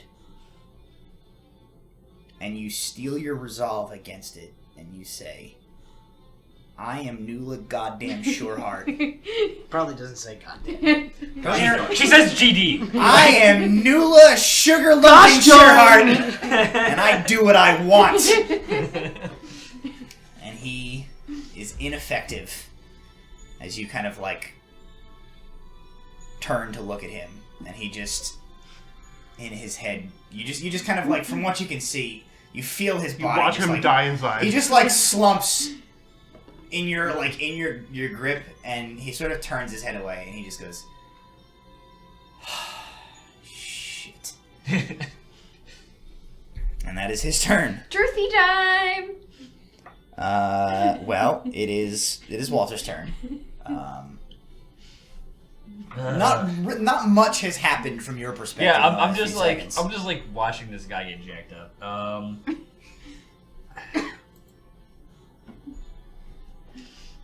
I heard her shout, healing. Zone of So truth. this one is true. Healing truths. We don't have time Can for therapy. I see him? Yeah. Cool. He's gonna be blind. Okay. I'm gonna cast blindness on him. Does so he? what- You make a saving there? It's a con save 14. He rolls a 10. His con's a +1, so his eyes just like cloud over black, and he kind of like. I'm gonna shout. You're gonna answer some questions now.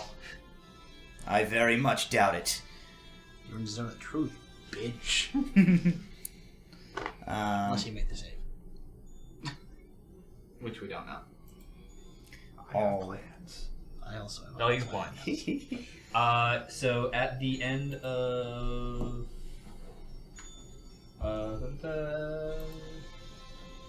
at the end of each of its turns, it can make a con save against 14. Okay. And if it otherwise it ends. Otherwise it is 1 minute. So I'll put a Alrighty. countdown timer. Not that I don't think we're gonna go 10 rounds of time. We're not. I wouldn't worry about it.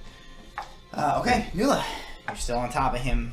I would like to try to continue like tying him, and Okay. securing him. Go ahead and make a sleight of hand check to try and tie him up. 17. Okay. So you're binding like his arms and stuff? Yeah. Okay. Alrighty. Talkie He's talkie, pretty, truthy time. pretty thoroughly bound. Ayla.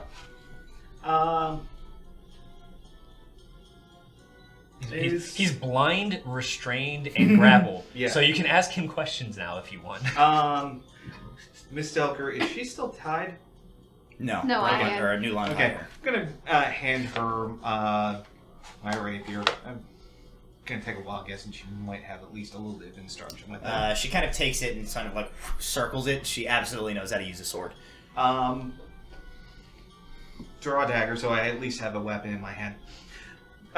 Squat down next to him. Let's change this music. Something a little more restraining. Yeah, we'll go back to background music. We're sort of not. This is not like a battling type of moment. So, you screwed up. You kidnapped a noble woman. And now you're in a zone of truth. So, why'd you do it?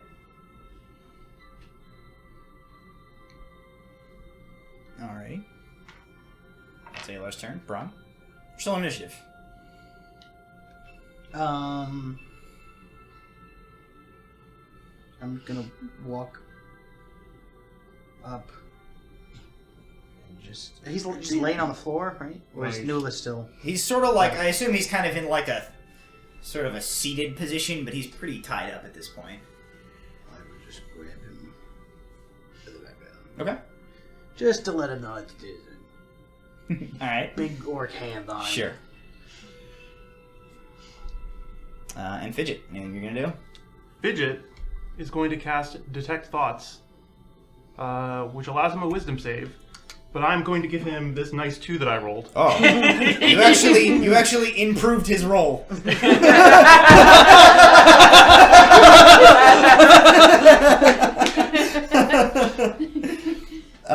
it, Fidget! He still fails.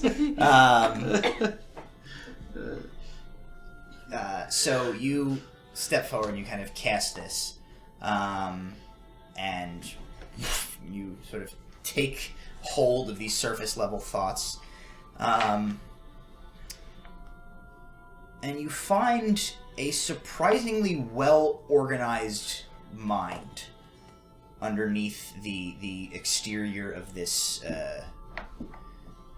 sort of slightly elderly, butlerly appearance here.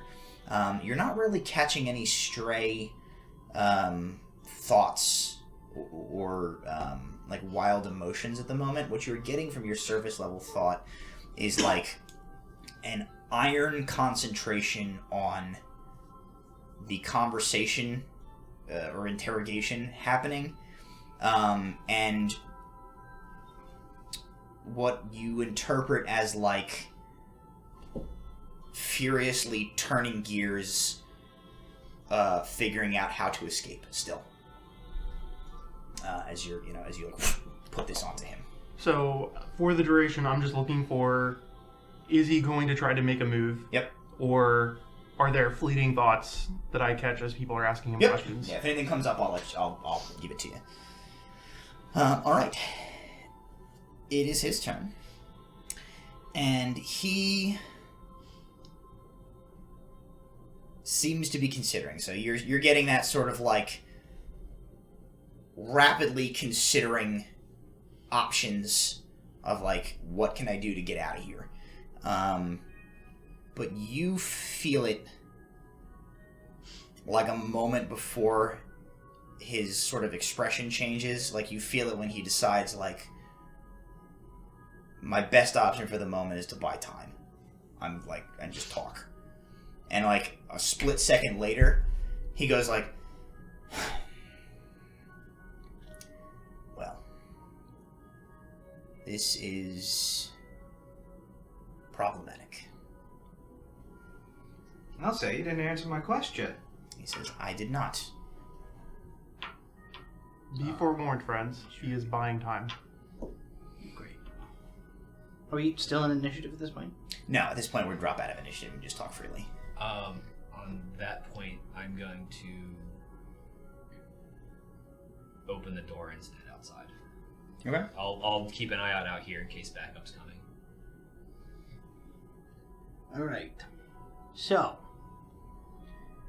my guess is he knows he's in the zone of truth, so he's going to do everything he possibly can to avoid answering our questions. Isn't that right, Chief? So after I leave the door, I'm going to cast message at Aylar. Mm-hmm. Use the healing knife if you have to make him ask questions. I have another plan. I just it's just like just to Aylar. Mm-hmm. It's just like mild torture is probably warranted here. Don't tell the paladin. So what?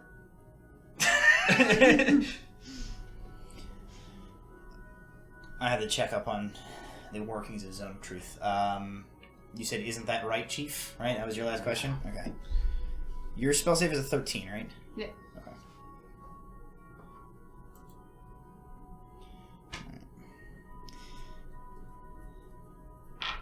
He says,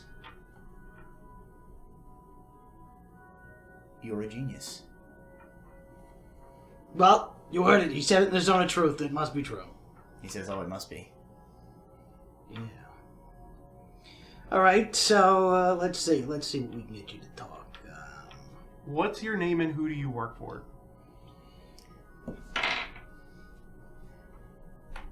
He says, "I have no name. And who I work for,"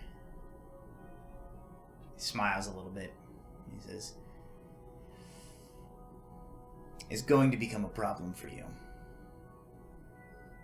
Okay, I've got a plan. Everybody leave the questions to me. Okay. Why did you kidnap Miss Delker here? It's a hobby of mine. That's a pretty weird hobby. Weirder than dressing up in powdered wigs and making up fake names for yourself. Is it though? Is that weirder? Oh, you know what? This actually applies to you guys as you were in the zone of truth, in case it comes up. Oh. If you are going to try and sit... So, the reason I've been rolling every time here is because it's like the zone of truth... essentially insinuates that on the start of each of your turns, you can repeat the saving throw or, like, be affected. Oh. So the way I've been handling it is, like, every time he's going to make a statement, I roll to see if he can lie or not. The same will apply for you guys who are still in the room. So if you're, like... I'm not trying to if just so you know, I wanted to, like, make sure we're all on the same footing. Okay. Am I getting anything off of detecting his thoughts? Vague hostility. And sort of still the sense that he's kind of like waiting for like an opportunity to present itself for him to like escape. Miss Delker, is this actually Bromley? She goes, "I don't think so." So what did you do? You guys would notice he did, like, once kind of the jig was up, the guy's voice totally changed. Okay. He had, like, an old man English voice before, and now he's just, like, talking to you in sort of a non-accent kind of... So what did you do with the real Bromley?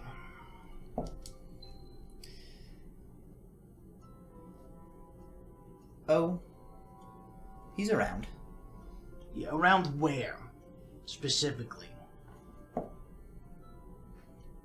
Here and there. Agreed. So he's chunks. Okay. So, DM question, how long have we been conversing? A couple of minutes. You have 10 Okay. before this spell is over. Cool. So you got some time left. He gets to make a wisdom throw. Alright. He makes a wisdom saving throw. He gets a 7. It's not be the 14 words of terror. Alrighty. He's goddamn horrified of me. You have to be alone with him for that to work. To be alone with him? I think so. I'm pretty sure. I thought it says talking to him alone, but I thought that meant like... No, I think you need to be in the room by yourself with him to make that work. Okay, everybody get out. Just get out, trust me. You sure you Just want stand me to- outside There's for a minute. whole bunch of magic on him. Just stand outside for a minute. Alright. I'm gonna... Nobody's spell is gonna... Is my zone of truth gonna move? No, it's... No, we'll stay Okay. there. All right. I'm good. Well, as I walk past, I'm going to roll a 25 on sleight of hand and pass him the healing dagger. Okay. I'm gonna check if Miss Delker can walk on her own, or if I need to assist She was her. standing She holding a seems sword. okay. Yeah, Okay. she does not seem injured. Well, more so just after the news of the real Bromley is. She's hard to tell. She's kind of got her game face on right now, from what you can tell. Your experience with her up to like this point, you are aware that she is not like a wilting flower. If the news that Bromley, according to this, whoever this is dead, is like affecting her, she is keeping it to herself at this point. All right, so you guys leave the room and like shut Brom in. All right, so Brom, you are now alone with this I guy. have Miss Delker on one side and Fumbles on the other. Fumbles? I hope that's not Fumbles, for the love of God. Senor Vorpal Kick-Asso. I would be happy with Senor Vorpal Kick-Asso. Reach into a pocket, pull out another dagger, so I have I have some kind of weapon. Okay. Let's talk. Just you and me. Oh, that's... So. This is quite a pressing matter. Am I wrong in assuming that you and I work for the same people? And I don't mean the old wizards. he kind of, he sort of looks at you and he says... I'm also being quiet enough as Sure. to, like, that the fact that maybe not everybody outside hears me, unless they're really trying to hear me. He says...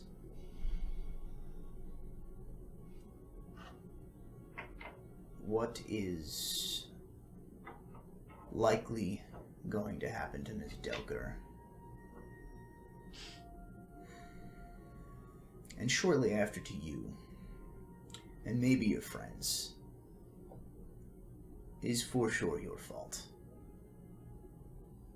Okay. Let me ask you this. If the Brotherhood wanted Old Man Delker dead, why didn't they have me do it? I was already in there. He says, not your department. Above your pay grade. You don't have the necessary clearance. Yeah, well, maybe it's about time people in this organization start noticing my talents a little better. He kind of smirks a little bit and he says, I will give you and your friends quite adeptly got through my defensive measures, kept me from escaping. That's pretty good. How long have we been talking? We're talking in real time at this point. Okay. That's pretty good. You definitely have skills. Training is not lost on you. One graduate of the program to another. But gallivanting around with the ex-member of Parliament's daughter looking into his murder is more than ample evidence of why you were not told anything important. Yeah, well, look, shithead. Alright? Here's the thing. I do a job, okay? I deliver something to that guy, right? Next day, that guy ends up dead, and his daughter thinks he definitely didn't kill himself. You don't think that's gonna make me concerned that maybe the organization might be in a little hot water? Maybe if I was informed that this was your plan. He starts to say something, and you see him, like, catch his tongue. And you get the distinct impression that what comes out of his mouth is not what was about to come out of his mouth. As he blurts out, he was supposed to pass the information on, and he had a change of heart. Thus, he was a liability and had to be eliminated. Fuck. It's been definitely a minute. And I would say at this point, you've been like... Does this roll from earlier still count, or are we gonna reroll? We'll leave the roll from. So you have been quietly like weaving magic into this conversation as you're talking to him. Maybe you're like looming closer over him, starting to like bear in on his personal space. And as he fumbles against the zone of truth, you think for the first time since you've been having a conversation with him, and gives away something that he shouldn't have.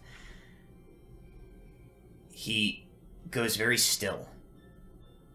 And he looks up at you, and there is an expression of both horror and recognition on his face, as he knows what you're doing to him, and he is powerless to stop it. And he shrinks back in his bonds and he says, Honestly, if you were a little quicker, you should have seen that coming, friend. It's like 101. He goes, it won't make a difference. I'm not going to tell you anything. You're already burned. You're done. You've made an enemy. I don't want you to tell me anything. I want you to tell them something.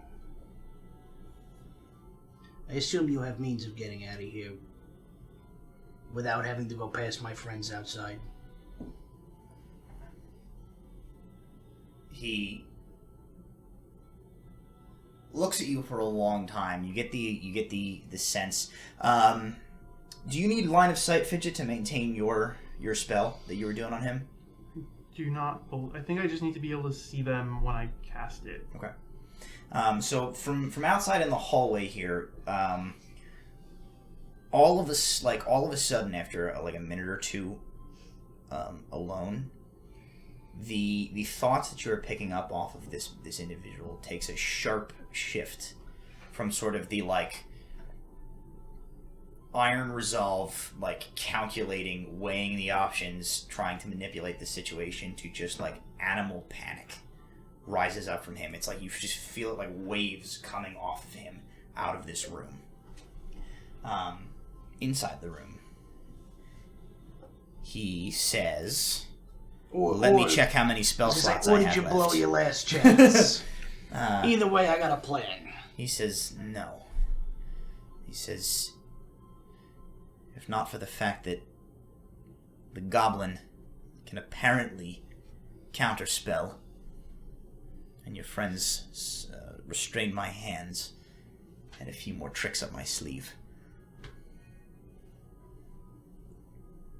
All right. Well, yeah, this is a better plan anyway. You tell the Brotherhood when they find what's left of you, and they do to you what you wouldn't understand, but they do to you what our friend Walter does to some people every once in a while. You tell them, watch the fuck out. And like, dagger him in the... Alright. He sort of like sets his jaw. You still see the panic in his eyes. That's real dagger, not real dagger. You still see he's like struggling, he's like sweating, but he just like sets his jaw, and like you see the life leave his eyes as you stab him underneath his chin. Fidget, from outside, you feel like essentially the spell just like cuts off, and there is nothing coming from him. I'm gonna quickly go through his pockets and anything. Okay. As you're gonna start, it's gonna take you a second. You guys out in the hallway. So I mean, the only information really you have at this point, Fidget, is your spell cut off. Are you reacting in any way to that? Like, what would Fidget's sort of response to this be?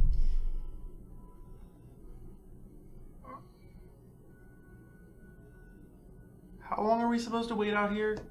There's a chair in there, right? Yes.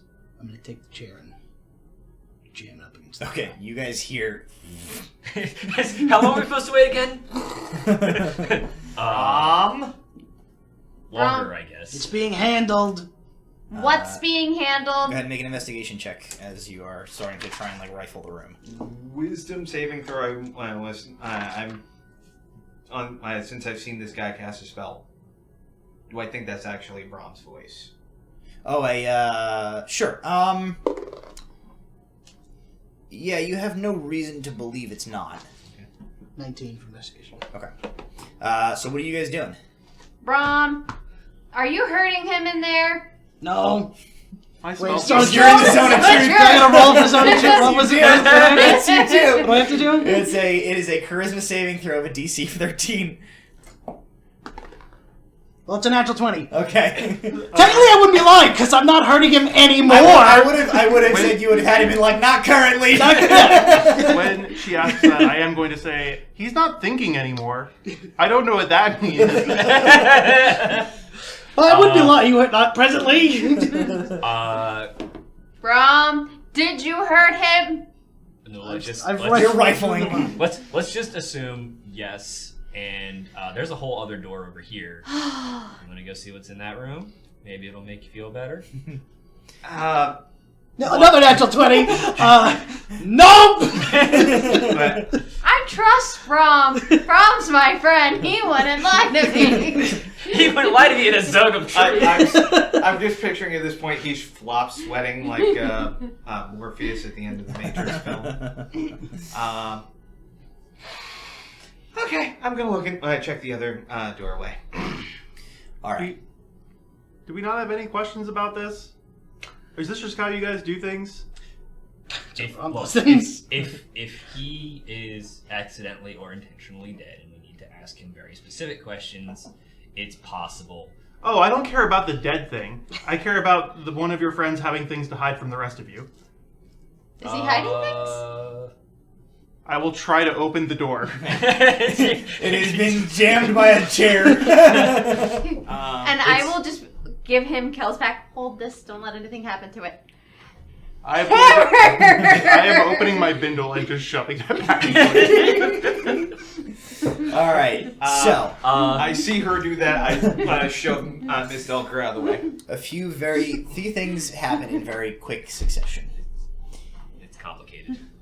With the time that they spent deliberating in the hallway, you managed to quickly toss his person. That's about all you have time for. You don't get to any of his stuff. You were able to quickly toss his person. He had a couple of hidden daggers on him. They do not appear anything but them to the side. on the ground. He had a standard pouch of spell components. You recognize a lot of them as being very similar to a lot of your spells. Take those, why not? And as the pool of blood leaks out of the ventilation, the emergency tracheotomy you performed on him, filling the floor, his form begins to shift, even as you're rifling through the clothing, patting him down. His figure shifts. He starts changing. The shape of his body, the clothing that he's wearing, all of it begins to morph. He is no longer a slightly paunchy, kind of wrinkly, elderly butler. He is now much younger, in prime physical condition, wearing clothing that you recognize in the fact that it is so nondescript as if intentional. And on his face is what appears to be a porcelain mask. It is covering top portion of his face, arced over his mouth. It has a long, accentuated nose and harlequin makeup painted onto it. Before even removing it, you can see from the bottom half of his jaw that it is the man that you spoke to. And a few things kind of click together for you now. Until this moment that you saw this mask on this person and watched this transformation take place, you weren't even sure that these guys existed in the organization. They were like boogeymen, myths. He's a man of 1,000 faces. He is a fabled Brotherhood of Artanis assassin. And on his face, inactive now, is the tool of his trade. An item which, in the hands of anyone else, is nothing more than a masquerade mask, but in the hands of somebody who has trained in the art of the College of Whispers, the Brotherhood of Artanis' magic, a powerful tool, a mask of 1,000 faces. What do you do? And quickly pocket it before the people burst into the room. You take it from his face, put it into your coat, and the moment you do that, the door and the chair blast inward as Nula, followed behind by the rest of the group, barge into the doorway. I'm just standing there, arms folded. I'm just gonna... He's dead on the floor below me. Did he answer anything? I got as much out of him as he was going to give. Whatever How do you happened? know that? Whatever happened to just like keeping people alive, taking them to jail? Because this guy was never going to make it through a jail. Way too tricky for that. He's serving a purpose. He's a message. But we could have discussed this. Message to who? Not something to be discussed here. Tabitha Delker kind of like steps into the room. She looks at the corpse on the floor. Her jaw is kind of set grimly. Also, nobody's reacted that he's a different guy now. He's a different guy. She kind of looks... She knew it wasn't the real dude, so it's like she doesn't seem to be surprised that it's a different guy. I don't know how you guys are taking this into this revelation. But she kind of looks and she says, I don't mourn his death.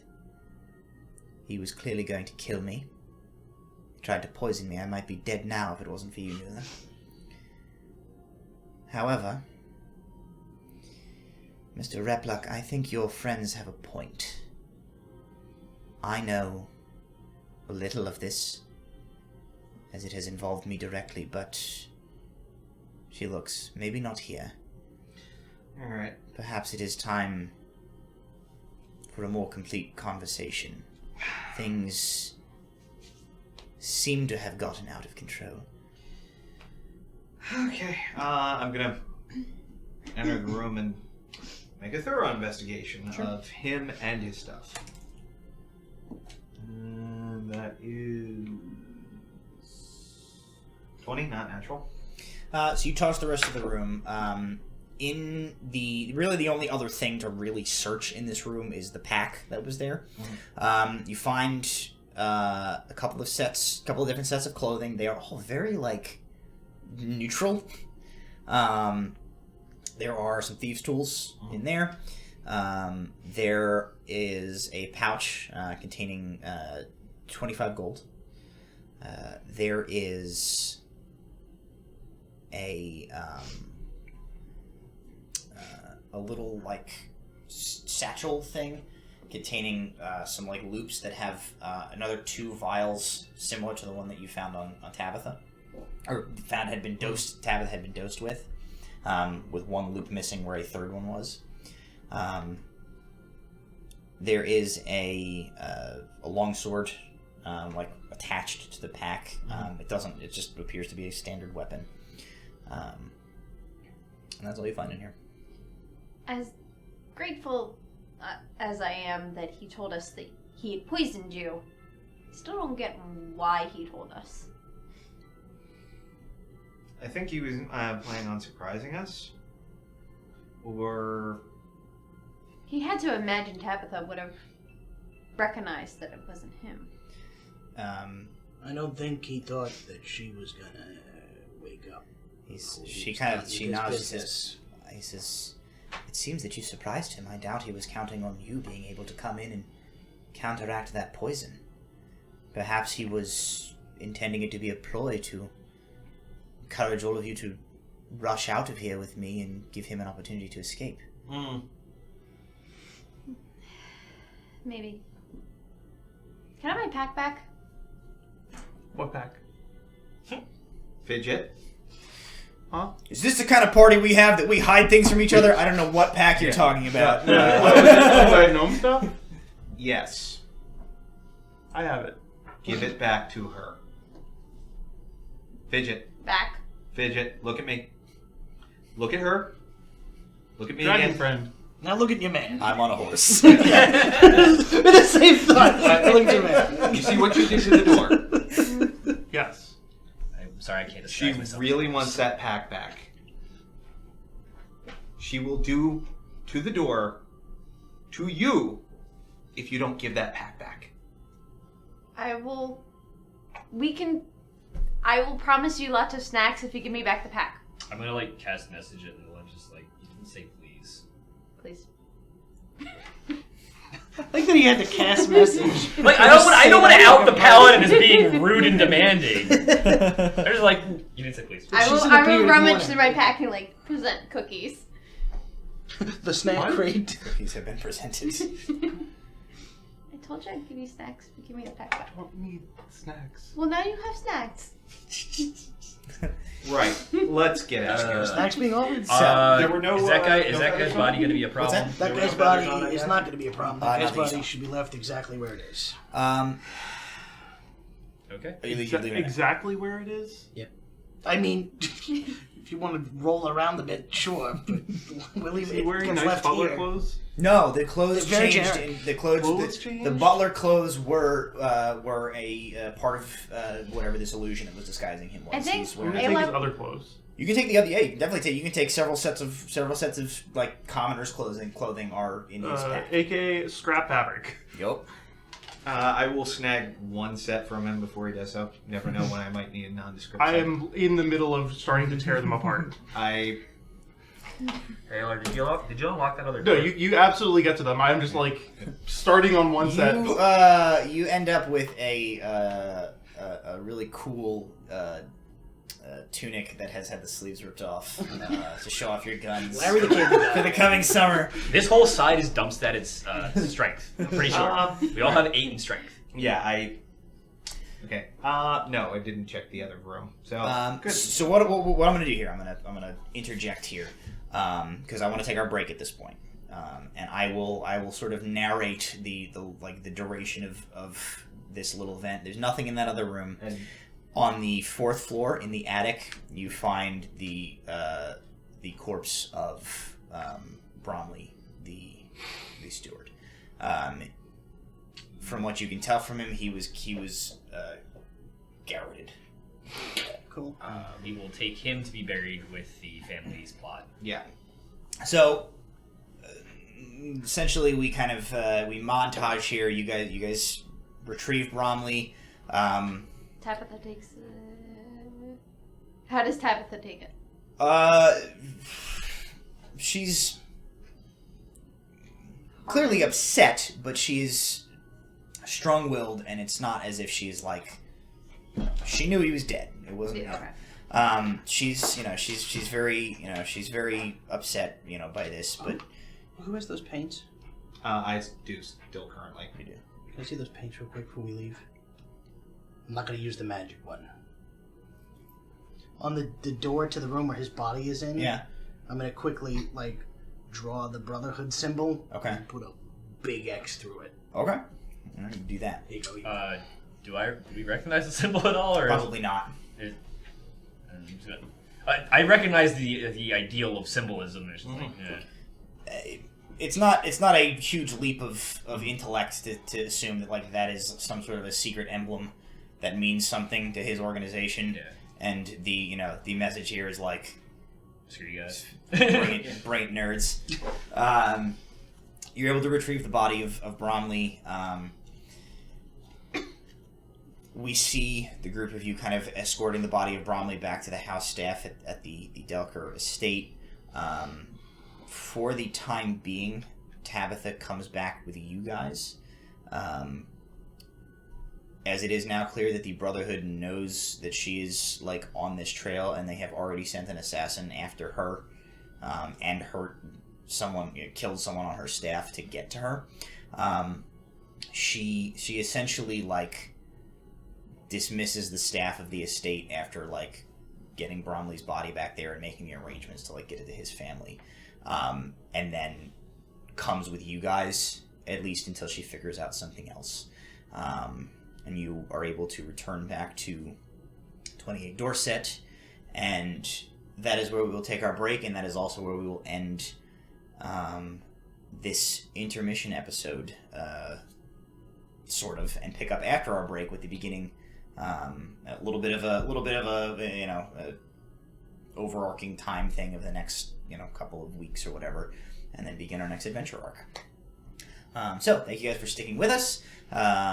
We're going to take a couple of minutes to let everybody go to the bathroom. Let me turn the thermostat down in my house, because Jason and I... You said turn it all the way up. Jason and I turned it. I had to bleed the line when we started, so I had Jason turn it up for me to start it, and then I forgot to turn it down. So it's now about 170 degrees in this room. Oh, it's lovely in here. So Beck is comfortable, and my eyes are sweating. So that's where we stand right now. Thank you for sticking with us. Please enjoy this word from our sponsors, and we will be back in just a minute. Hey, welcome back. Thank you for sticking with us over the break. We return now. The party having just rescued Tabitha Delker from a would-be Brotherhood of Artanis assassin.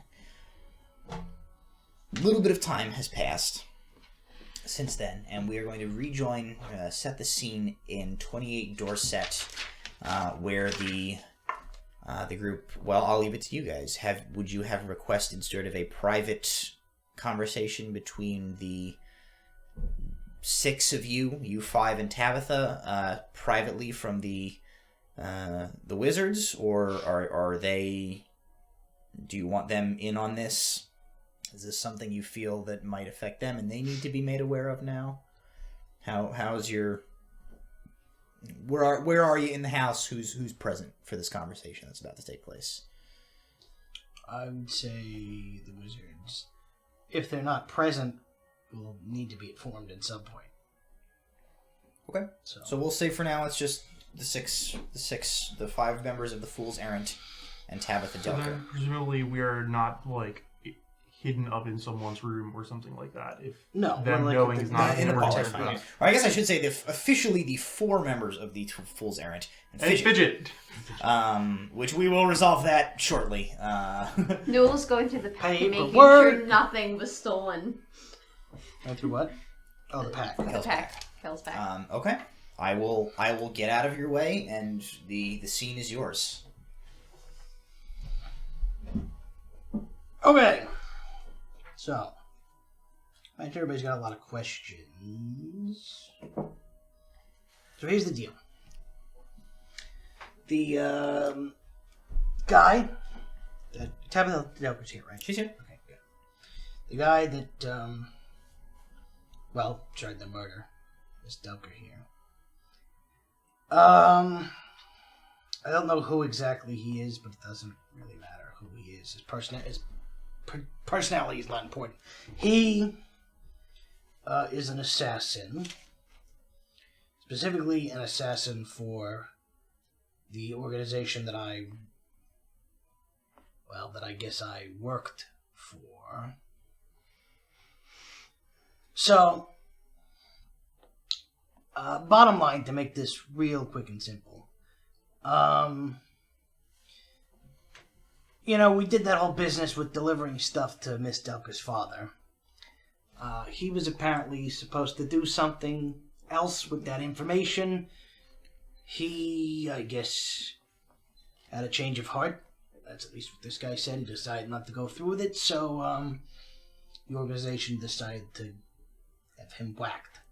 The falsified information that I found submitted, you think my father refused to give them the fake documents and was killed for it, and they submitted incorrect ones anyway? He was supposed to... Right? They're supposed to pass the fake ones on? That's what the guy said. So, you gave him ostensibly what you and Tabitha kind of puzzled out. You gave him what you believe to have been the real documents. Yeah. Which seem to suggest that there is some unrest with the Ignians at the border, or some concerning behavior of the Ignians at the borders.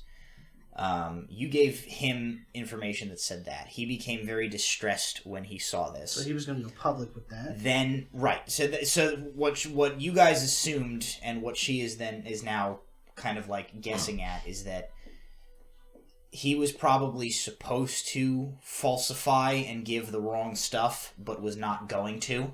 Right. Essentially was not going to like lie to his government and mislead them. And so the Brotherhood whacked him and sent the fake documents through. Bottom line, the information that your father was given by me was the factual information. His job was to take that information and falsify it, like the documents that went out of his office. However, pretty sure he got killed before deciding, either making one way or the other. I don't understand why... Well, essentially, if he hadn't decided, why would they move on he him? had decided. He hasn't. What I meant to say was he hadn't physically either passed on the true information or made the forgery. So they killed him, and then I guess did the forgery anyway. They made it look like he did it before he killed himself. If I understand this correctly, then this Brotherhood, this organization of yours, is somehow involved in a conspiracy against Mithranday itself? Probably. The way my organization works is they're not really on the side of anybody. They're on their own side, and they like to manipulate everybody around them as to how they see fit. What was this information? Well, they know that, right? We've told them. I don't know. I don't think that they do. It was essentially a bunch of information that led that there was tension between the Mithrandays and the Indian Empire? And the Indian Empire, that things were taking a turn for the worse. That something's going to happen soon. The information that was then sent out by Cartwright Delker was that everything is hunky-dory between them. Through my investigations, I discovered that some paperwork had slipped through the clerical process at my father's office, just in such a way that it seemed plausible that it was perhaps the last documents he had filed before his death.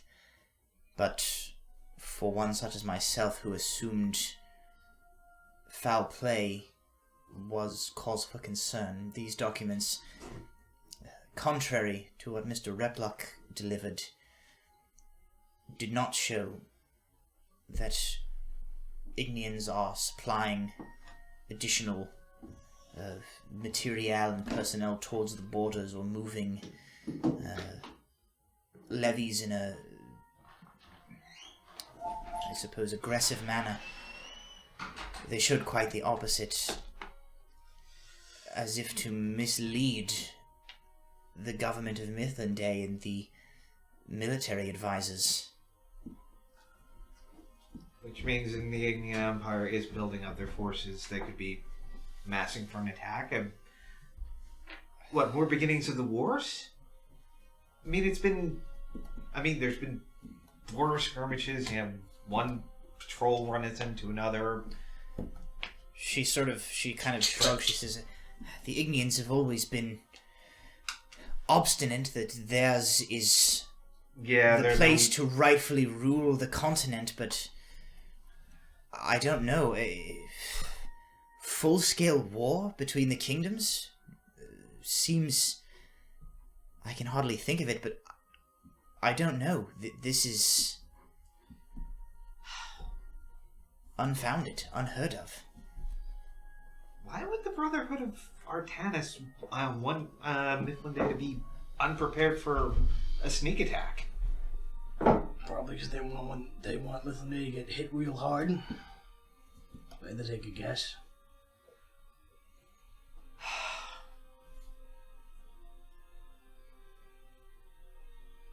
Well, what?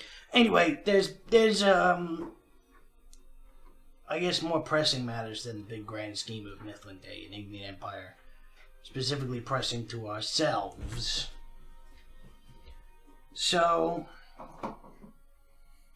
apparently, since we've been poking our noses in things, investigating Cartwright Delker's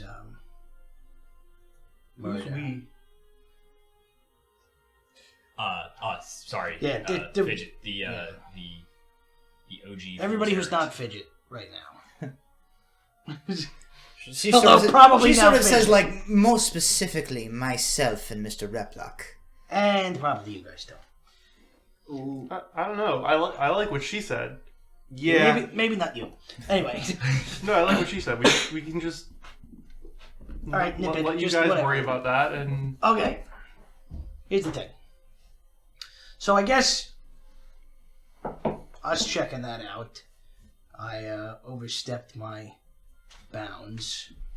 So their first step was clearly to assassinate Miss Delker. Apparently, from what I got from our tracheotomy friend, I was most certainly next, and then probably also you guys. So let me get this straight. There's a bunch of people who definitely don't like you two, and probably don't like you three, and now may or may not care that I exist. And we decided to kill one of their people and kick the hornet's nest as hard as possible. I think the hornet's nest. Hornet's has nest was already been killed. There's a difference between investigating their things and finding one of their people, murdering them, and crossing out their symbol on the wall. These are very different tiers of here's the thing. things. When an organization like my organization tells you you're out, you're out. I guess here's the thing, and I'm an outsider. It sounds like they're saying you're out, and you're dragging all of your friends into something that's potentially very dangerous. His exact words were, I was next, and probably your friends too. His exact words. I guess I'm saying you didn't have to go and make that a lot worse. I don't think He sends a message. Without signing everyone else up for it, without talking to them. Well, the message was specifically from me, so if you guys want to not add your little postscript at the end, that's fine. I don't know that they are going to appreciate that kind of nuance. You could probably They're very- escape and not They're very, have an issue. I know you don't know me very well. I know things. I don't get out of things. I don't steal things. I don't intimidate things. I don't hit things. I know things. Well, on a convenient segue, I feel a little less bad for my visit home. My boss decided he wanted a meeting with me, and I may or may not have asked if the name Pendragon meant anything to him, and he seemed perplexed and annoyed by your organization's activities. So they do tend a lot. they do tend to piss a lot of people off if you know they that exist. bad. Okay, so let me see if I've got this straight. Moxum, as in the Moxum of the Moxon Trading and Mercantile Company, is mad at his organization. His ex-organization. His ex-organization. And not mad, just Thank you. annoyed. His ex-organization is mad at him and us, not you. At least not yet. And her. And her. And this city, apparently. And quite potentially the entire nation of Mythlanday. What does your organization have to gain from pissing off the city? Well, he can't find out now. Sort of real above my pay grade. It seems to me, and you may stop me if I'm incorrect, Mr. Replock, that through my persistence on this matter, I have dragged everyone into something that exists on a scale much, much grander than any of us could have possibly guessed. She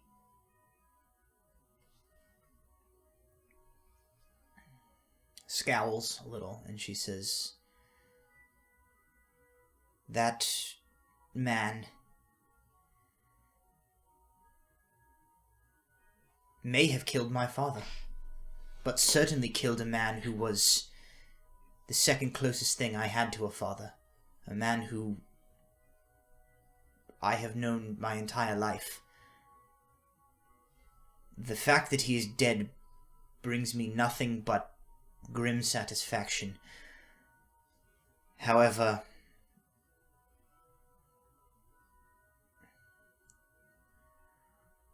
whether or not it makes our situation better or worse, I cannot say.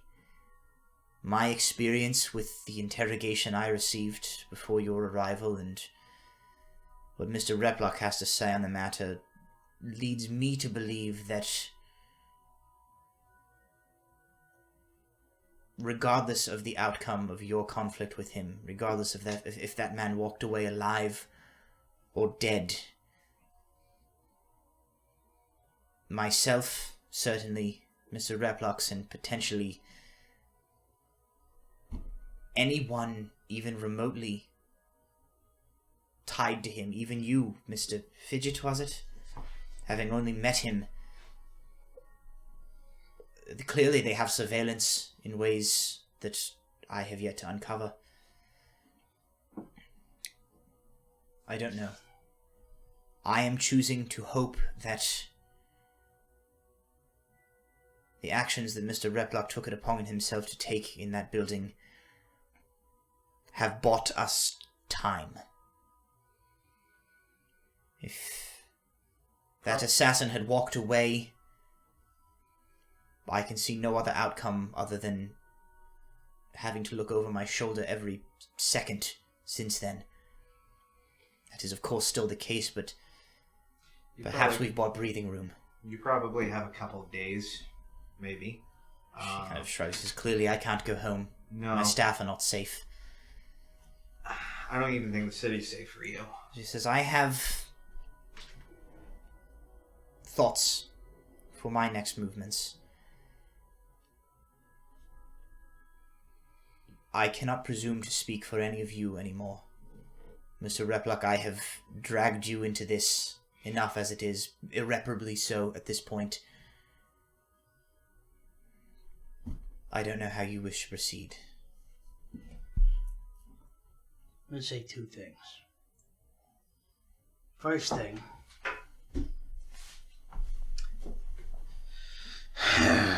that guy was dead either way, whether I did it or not.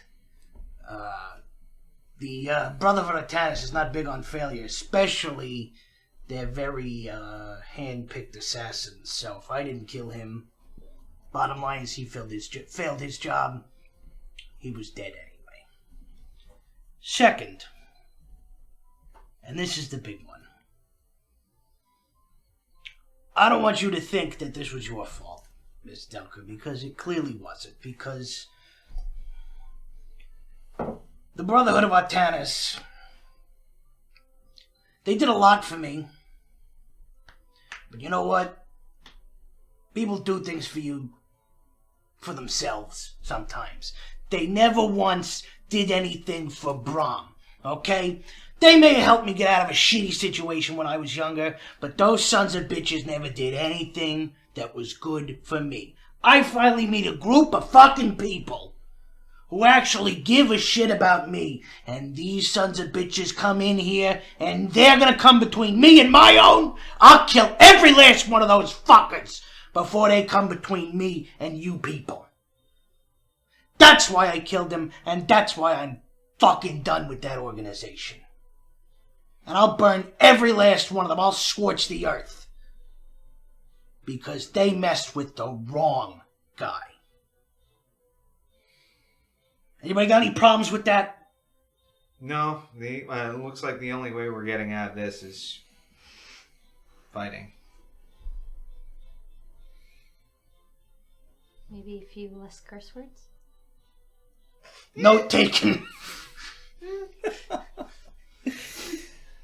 Promises, though. No curse words. Tabitha there is a fire in her eyes at your speech there, and she says, "I have not forgotten that all of this started because these people killed my father."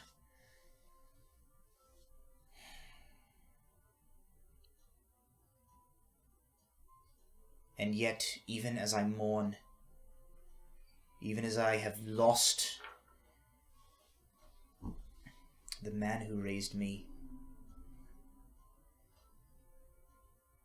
this has grown larger. My family is gone. My state is lost to me. But my country is at stake. Mithlinday is threatened.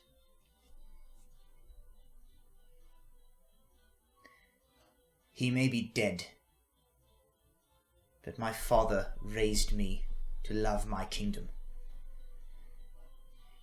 So my move, my only move as I see it from here, is to go to the king. My father was a member of parliament. I have at least enough pull to gain an audience. I will speak to Roland Aldo.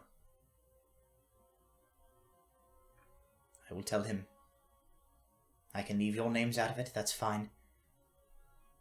But he must be made aware of what is happening here. He may not believe me, but that is what I must do. As for yourselves, do what you must. I would see you stay safe. You have done much for me. I owe you my life, that much is clear. Perhaps these wizards can send you on an errand far, far away from this place. But I worry about your safety. She says, if I cannot seek asylum with the King of Mithlinday, then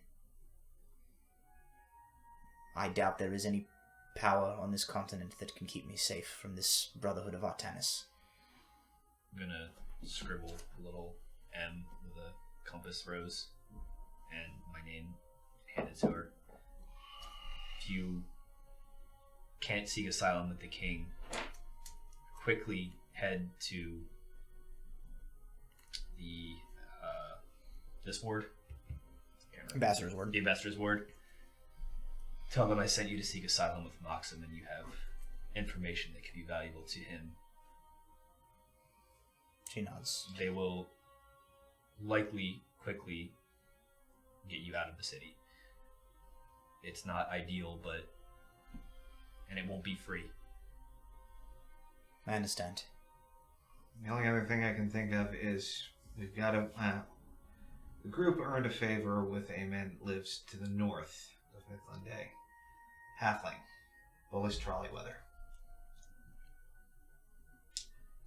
You're going to have to change your look. You'll have to leave the name behind. At least for now.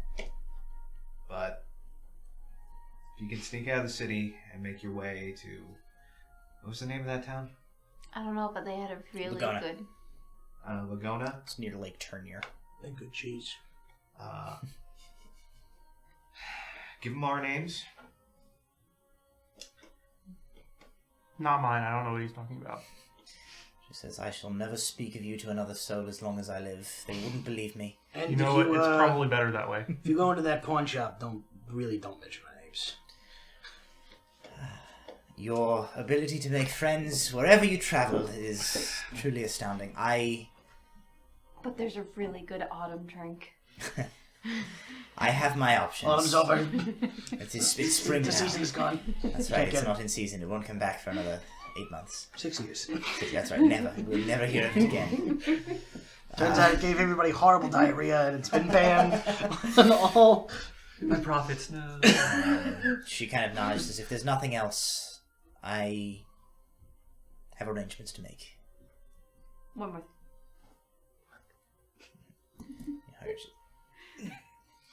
And her spine is broken. She sort of as best you can. She can't really get her hands around you because you've pinned. Are you in chain or plate? But I assume she's just in clothing as you guys are like at the house. Okay. I don't imagine you wears her like full armor like on Full the armor all couch. the time. We'll never rest. She can't quite like return the hug as you sort of pinned her arms, but she does. She sort of like. She kind of like you feel the weight of her head as she sort of like lays her cheek against your collarbone for a minute, and just for a moment. You are reminded that for all of her strength of character and for everything that she is going through, she is a 16-year-old girl. And she stays like that for a moment. And then the moment passes. You let her go and she steps away. She nods at all of you. And she takes her leave. Braver kid than I was, man.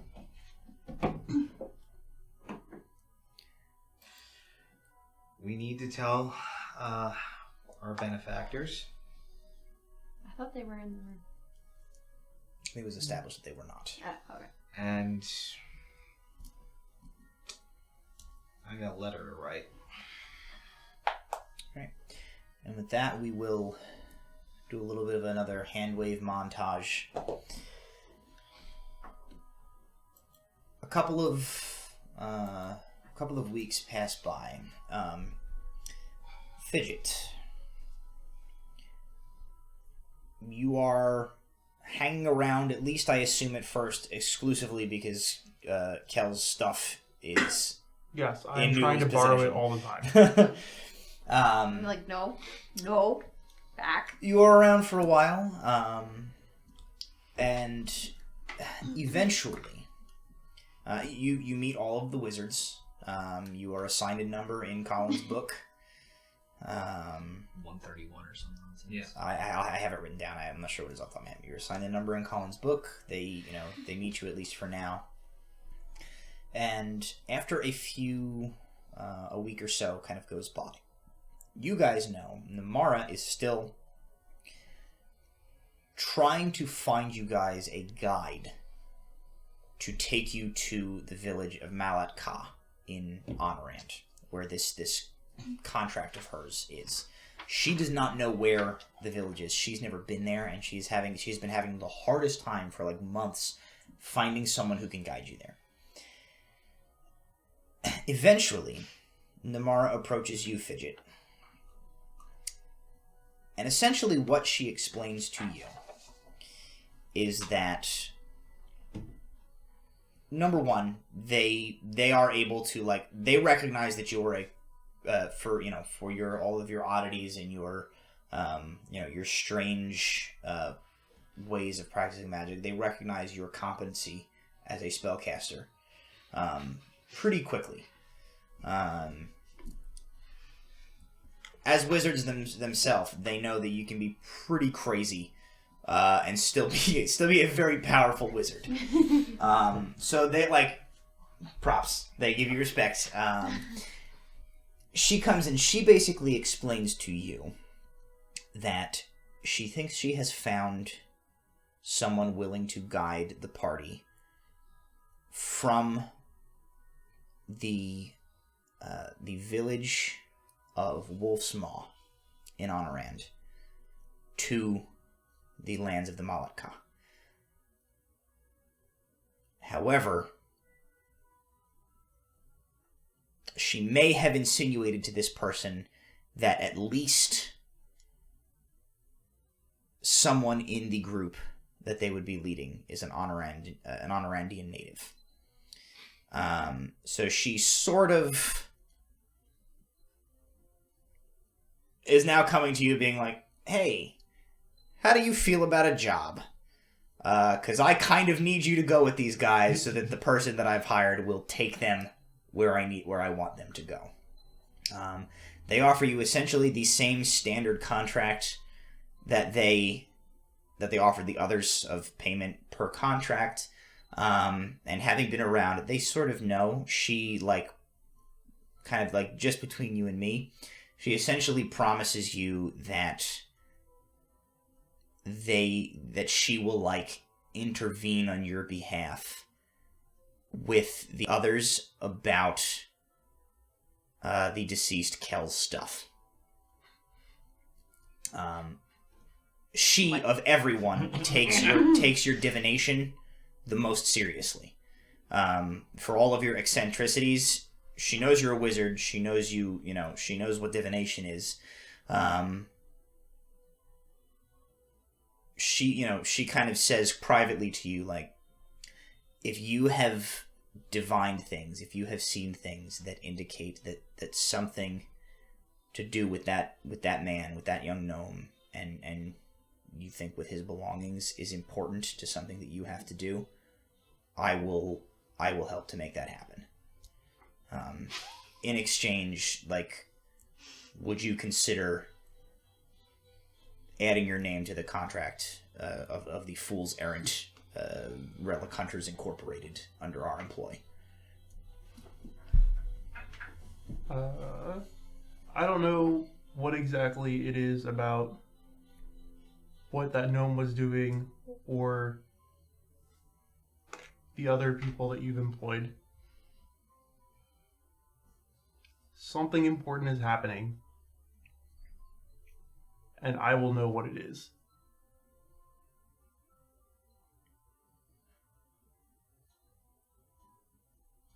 I don't know how I'm going to find out, but I know that this is where I'm supposed to be.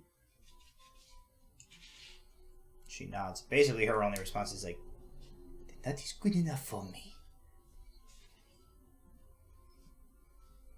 And so, at some point during this downtime, the Fools Errant Charter, in a scene that we will do off camera because we don't need to see it necessarily. Maybe we'll do it as like a bonus episode. You guys have to go back to the DM, the DNV, and adjust your charter to take Kel off and add Fidget, which for sure involves so much paperwork.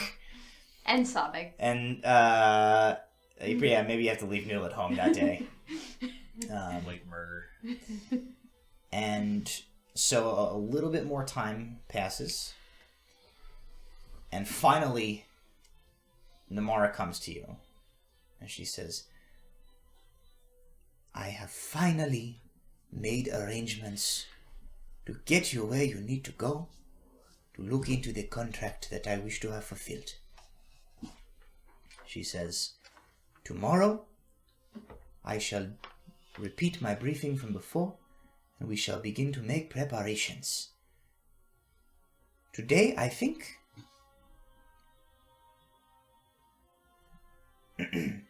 Colin? Bring down the loot crate. And you hear, like, from upstairs, like... Thunk, thunk, thunk, thunk. Oh! Loot crate! I love it! And, like, about a minute later, an overjoyed dwarf carrying the loot crate comes down and thunk, he goes, oh! Who are these people? Are they gonna get stuff out of the loot crate? Oh, you're gonna love it! It's amazing! I cast Minor Illusion with my number in front of me. Hey! What is a loot crate? He says, oh. He looks at you, he's like, oh, balls, you already know what you mean. He's like, you've never seen the loot crate before? No. He goes, oh, watch this! And he, like, opens it up, and he goes, no, may I? She's like, if you must. And he goes, heh! And he, like, hops himself up onto the table, and he gets into the loot crate. He puts his feet in the loot crate, and he's, like, holding on the edges of it. And he goes, okay, ready? What? Wait, this is great. Okay.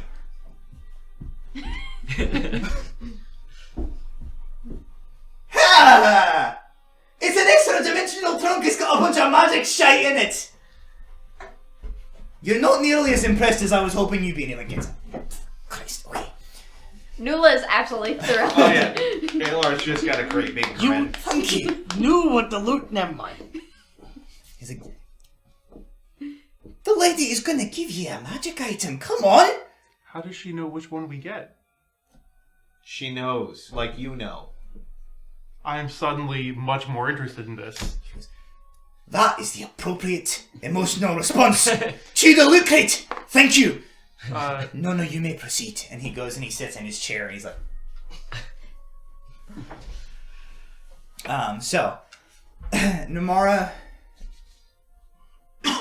folds her, kind of like steeples her fingers and brushes them under her chin. She says, I have been thinking, and as Colin says, in honor of our friend and his knowing, I thought perhaps we would leave the distribution of items up to a little bit of guided fate. She then proceeds to retrieve 5 items out of the loot crate, reaching into the extra-dimensional space, bringing them back out. They have been wrapped. They are in parcels. So that you don't know what they are. What she places on the table are as follows.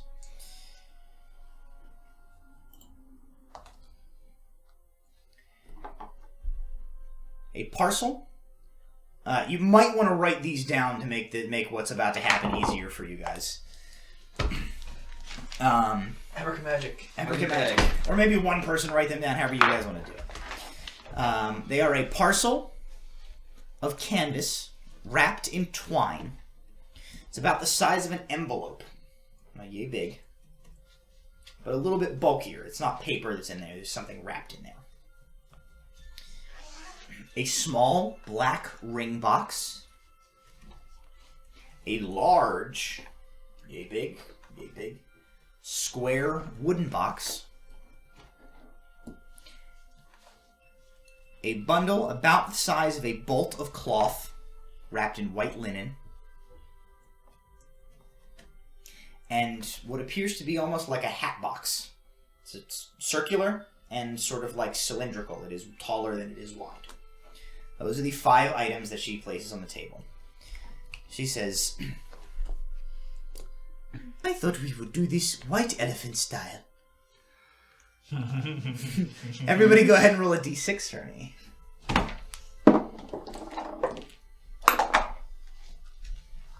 6. 6? I also rolled a 6. I rolled 5. 4. 2. 2. So you guys go ahead and roll off to see who gets the higher one. 4. 5.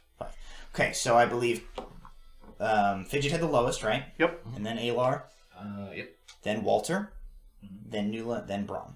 That's going to be our order. I'm going to forget immediately, so you guys remember it. Standard white elephant rules apply. She says, you guys determine this order, and she says, so the first person will select an item from the pile, open it, and see what it is. Then, the next person may elect to steal another item that has already been selected, or to choose a new one themselves. If an item is stolen from you, you may pick a new one from the pile. And let's be honest, once all the presents have been picked, you can just arrange them in whatever way you want. I don't care. It is fine.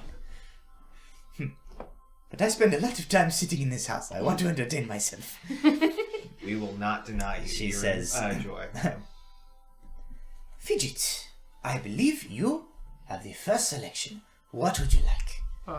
I'm gonna go after the thing that looks like the bolt of cloth wrapped in. You white sure linen. are, buddy. Go ahead and grab that bad boy. Which is bigger than him, so I'm picturing him going, No, so it's actually like yay big and kind of squishy. It's definitely like cloth in it.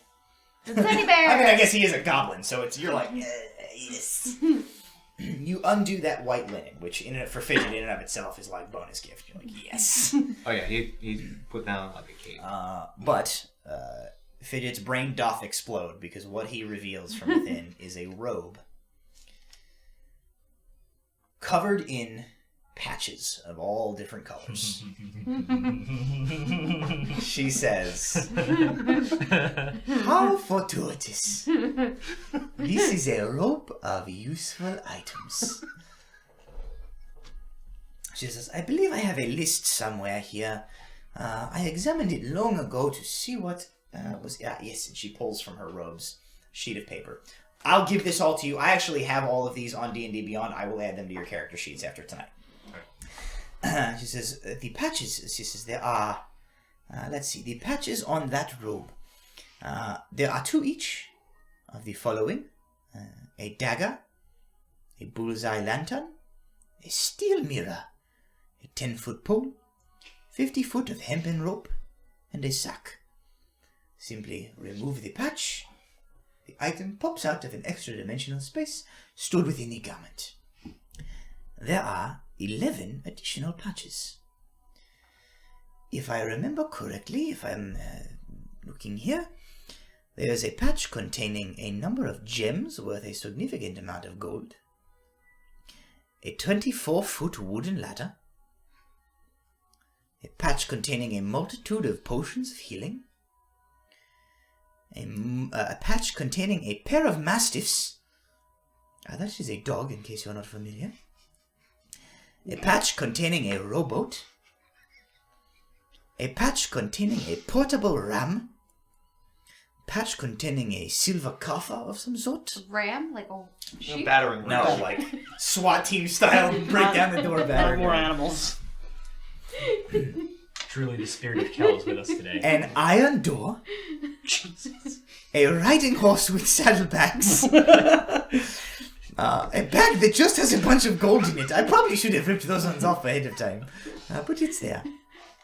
The strangest thing, though, that patch there. This is like the gift that keeps on giving for eternity. She points at a patch that is jet black, but has like a sprinkling of like silver flecks on it. It almost looks like the cosmos, like a night sky, and you would swear, maybe it's just an optical illusion, but you would swear it's like moving. She says, I don't know what is in that one. Never been able to figure it out. And as you run your hand over it, Fidget. You feel the hand. Yep. A hand reaches out. Fidget is pulled into the robe. And he's Never to be seen again. Never to be seen. There is a goblin-shaped No. patch on the robe. What you feel as you run your fingers over this patch, you feel the weave open up before you once again. And you are graced with the knowing that this patch is the patch of destiny. Doesn't have to be you. Could be anybody who has this, but this patch, the contents of which you do not know, cannot be known, are not determined at this time. You get the feeling that this patch will serve the bearer of this robe in a moment of great need. Whenever the time comes to pull this patch free, whatever is inside that patch will be exactly the thing you need most at that moment. The power of friendship. Yep, it was the power of friendship all along. So, like, do you put the patches back on? Once they have been removed, they are inert. And the last patch has been pulled, it simply becomes a rope. So we could just have puppies? I don't think they're puppies. No, They're magical constructs. That will just be with us For a time. for all of eternity. You just love to set yourself up for disappointment, don't you? I feel like everybody just nods at. I'm trying not to nod. Mila's goal in the new year is reasonable expectations. So that's the first item. Who's next, Alar? Yep. Alright, what parcel do you want, Alar? I think I'll go for the envelope size parcel of canvas. Alright. You pull that apart. What is inside are a pair of very thin... They're not quite gloves. They almost look like an inverse, like for archers, that thing that goes on, like kind of on their wrist and up to their finger. They almost look like that, except reversed. They pull on like a glove. There's a cuff that goes around your wrist and a strip of material that goes like over the back of your hand. And these two fingers are like glove material, where the rest of them are just sort of open. Just, I've been calling those the Mind Mugger mitts. Just as I believe they give you a great deal of dexterity with your hands. And they have an ability that once per day can, there's no other word for it, wipe a period of time from a person's memory.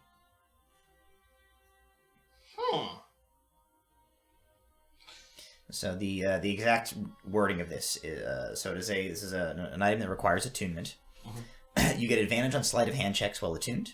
Once per day, you can use an ability called Memory Lapse. You have to touch the target, but the target must succeed on a Wisdom saving throw of 10 plus half your level. On a failed save, they forget everything from the last minute.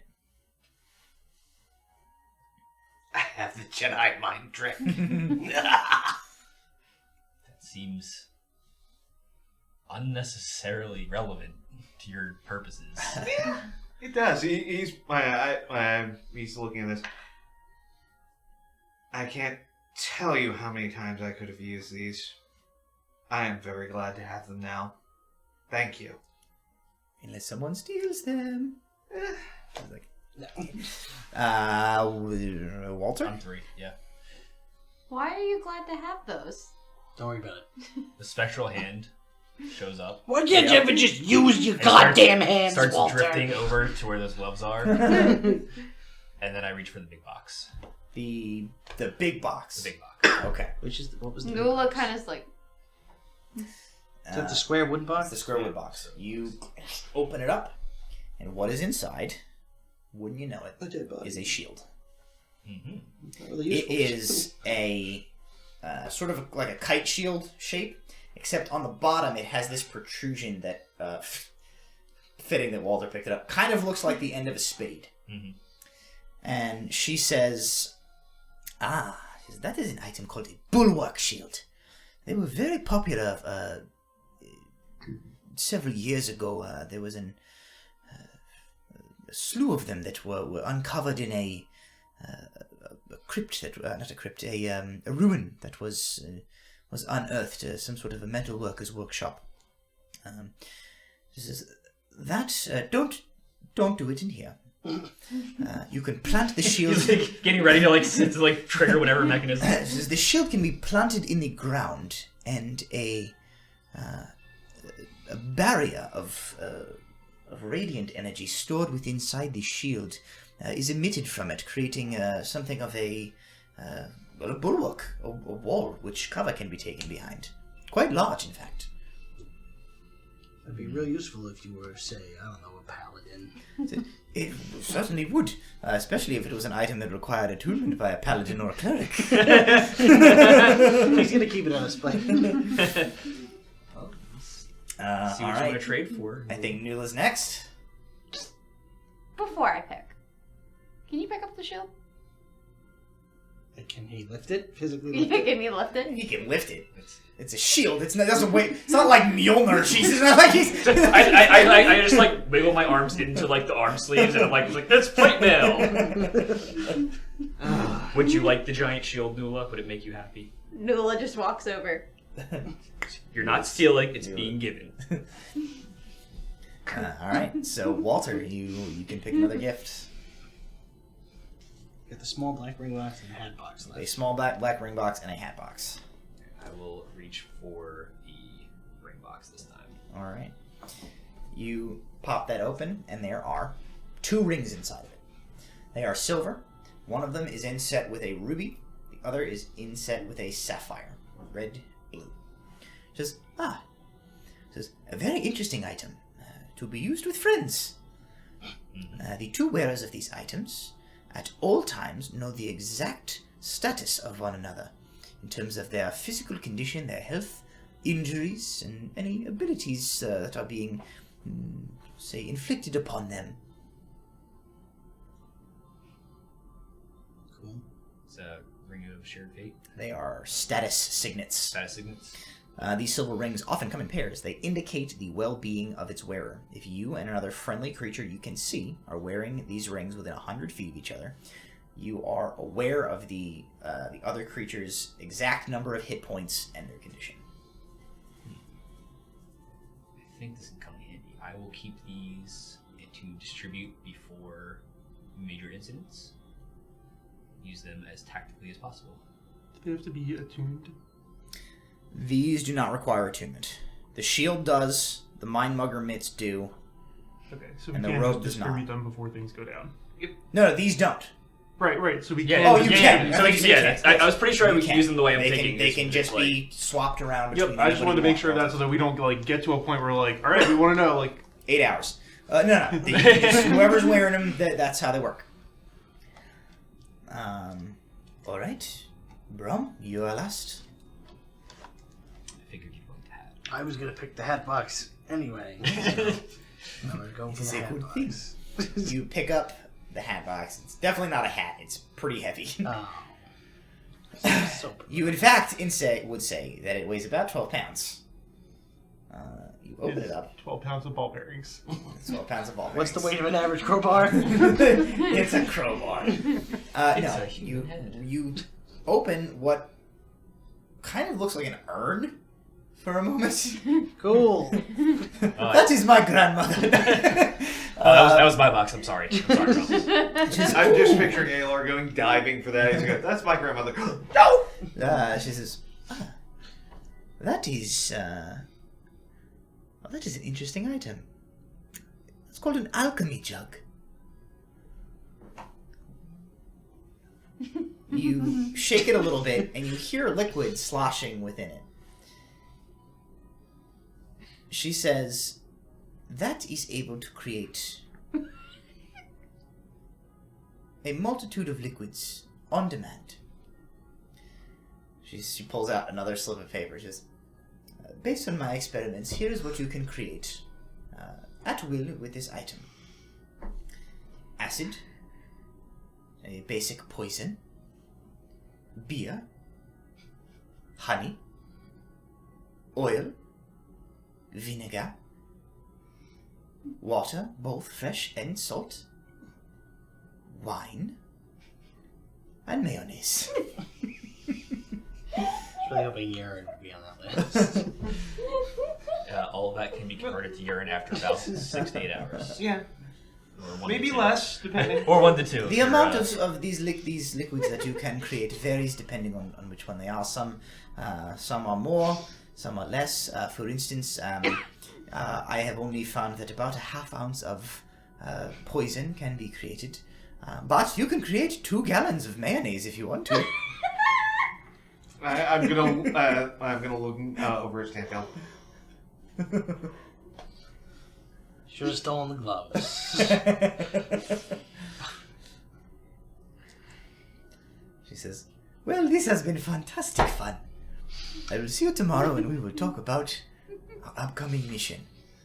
Enjoy your gifts. And she just gets up and floats out of the room. As soon as she's out of earshot, Rob was like, I don't even like mayonnaise.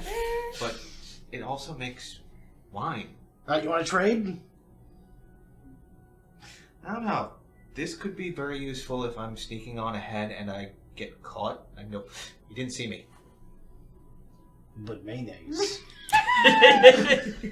2 gallons of mayonnaise does not beat out. You didn't see me. But wine. And as we close, Why are you not using them now? As we You forgot close- this happened. As we close tonight's session, Colin passes you out of the room, Brom. And he mutters as he passes you, he goes, I've been trying to get her to give me that goddamn jug for years. Come and talk to me later. Okay. I got a real hankering for mayonnaise. He walks out of the room. Gross, but okay. And that is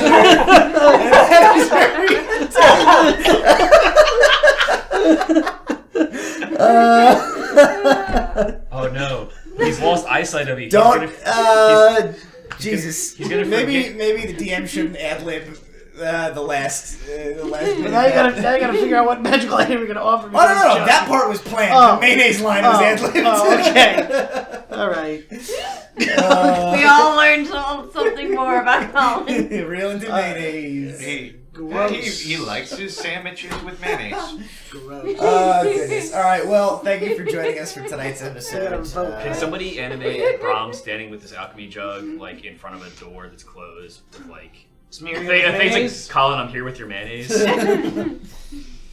Your mayonnaise. Great.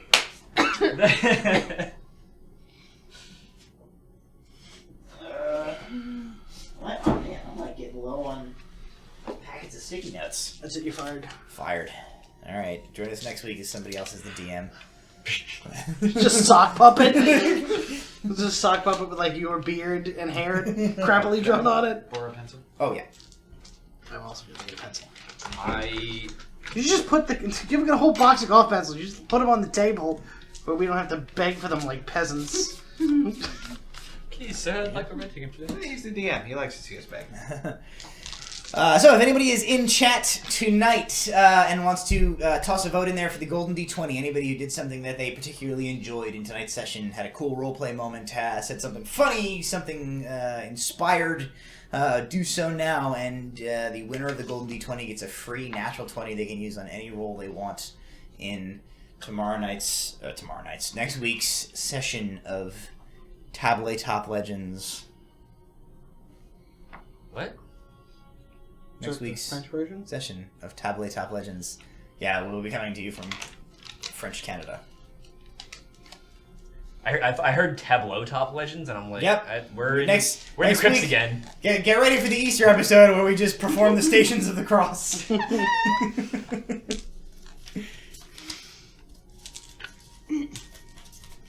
Also with puppets. With puppets. Puppets are Oh, forbidden. goodness. Get the Oh, darkest boy. of dark magics. We might have a blowout on this one. Let's see what we got here. Alright. The mayonnaise. Sticky notes their friggin' votes together. Alrighty, so I think we have a blowout, except for at least somebody didn't vote for themselves, so that's good. We do have a vote in chat. Keplin says, I vote for Brahm for the speech. That will ensure that under no conditions will this episode ever make money on YouTube. It's far enough in. It's fine. You can't have it at the beginning. You can have Kirsten Somebody later. watched this entire thing to report this one time stand. Also, we don't get ad revenue. Yeah. Anyway, we have Brahm for Murder Mask. Just throw it in the trash. We have Brahm for Barbarian Rage. It threw me off that it was written as 2 words. I got confused. Brahm for... God, Becca. For Picking friendship Picking- over scary people. picking. Listen, there is a W in the word picking. For picking. How? I can't Brahm say for much. picking friendship over scary people. Brahm for going full gangster. And Nula for... Oh, Zone of Truth. Okay. Squared. It looked Zone of Truth squared. I got you. I was like, what's the 2? Zone of Truth squared. Why did you just draw a middle finger? I don't understand it. Which means our Golden D20 for next week goes to Brahm. And for the first time ever since I realized that the other Dungeon Masters all do this on their shows, and I've never done it for ours. When you are trying to negotiate a shady backdoor deal with a memory-afflicted dwarf who has a hankering for mayonnaise, don't forget to add your proficiency bonus. Good night, everybody. Thank you for joining us. We'll see you next week.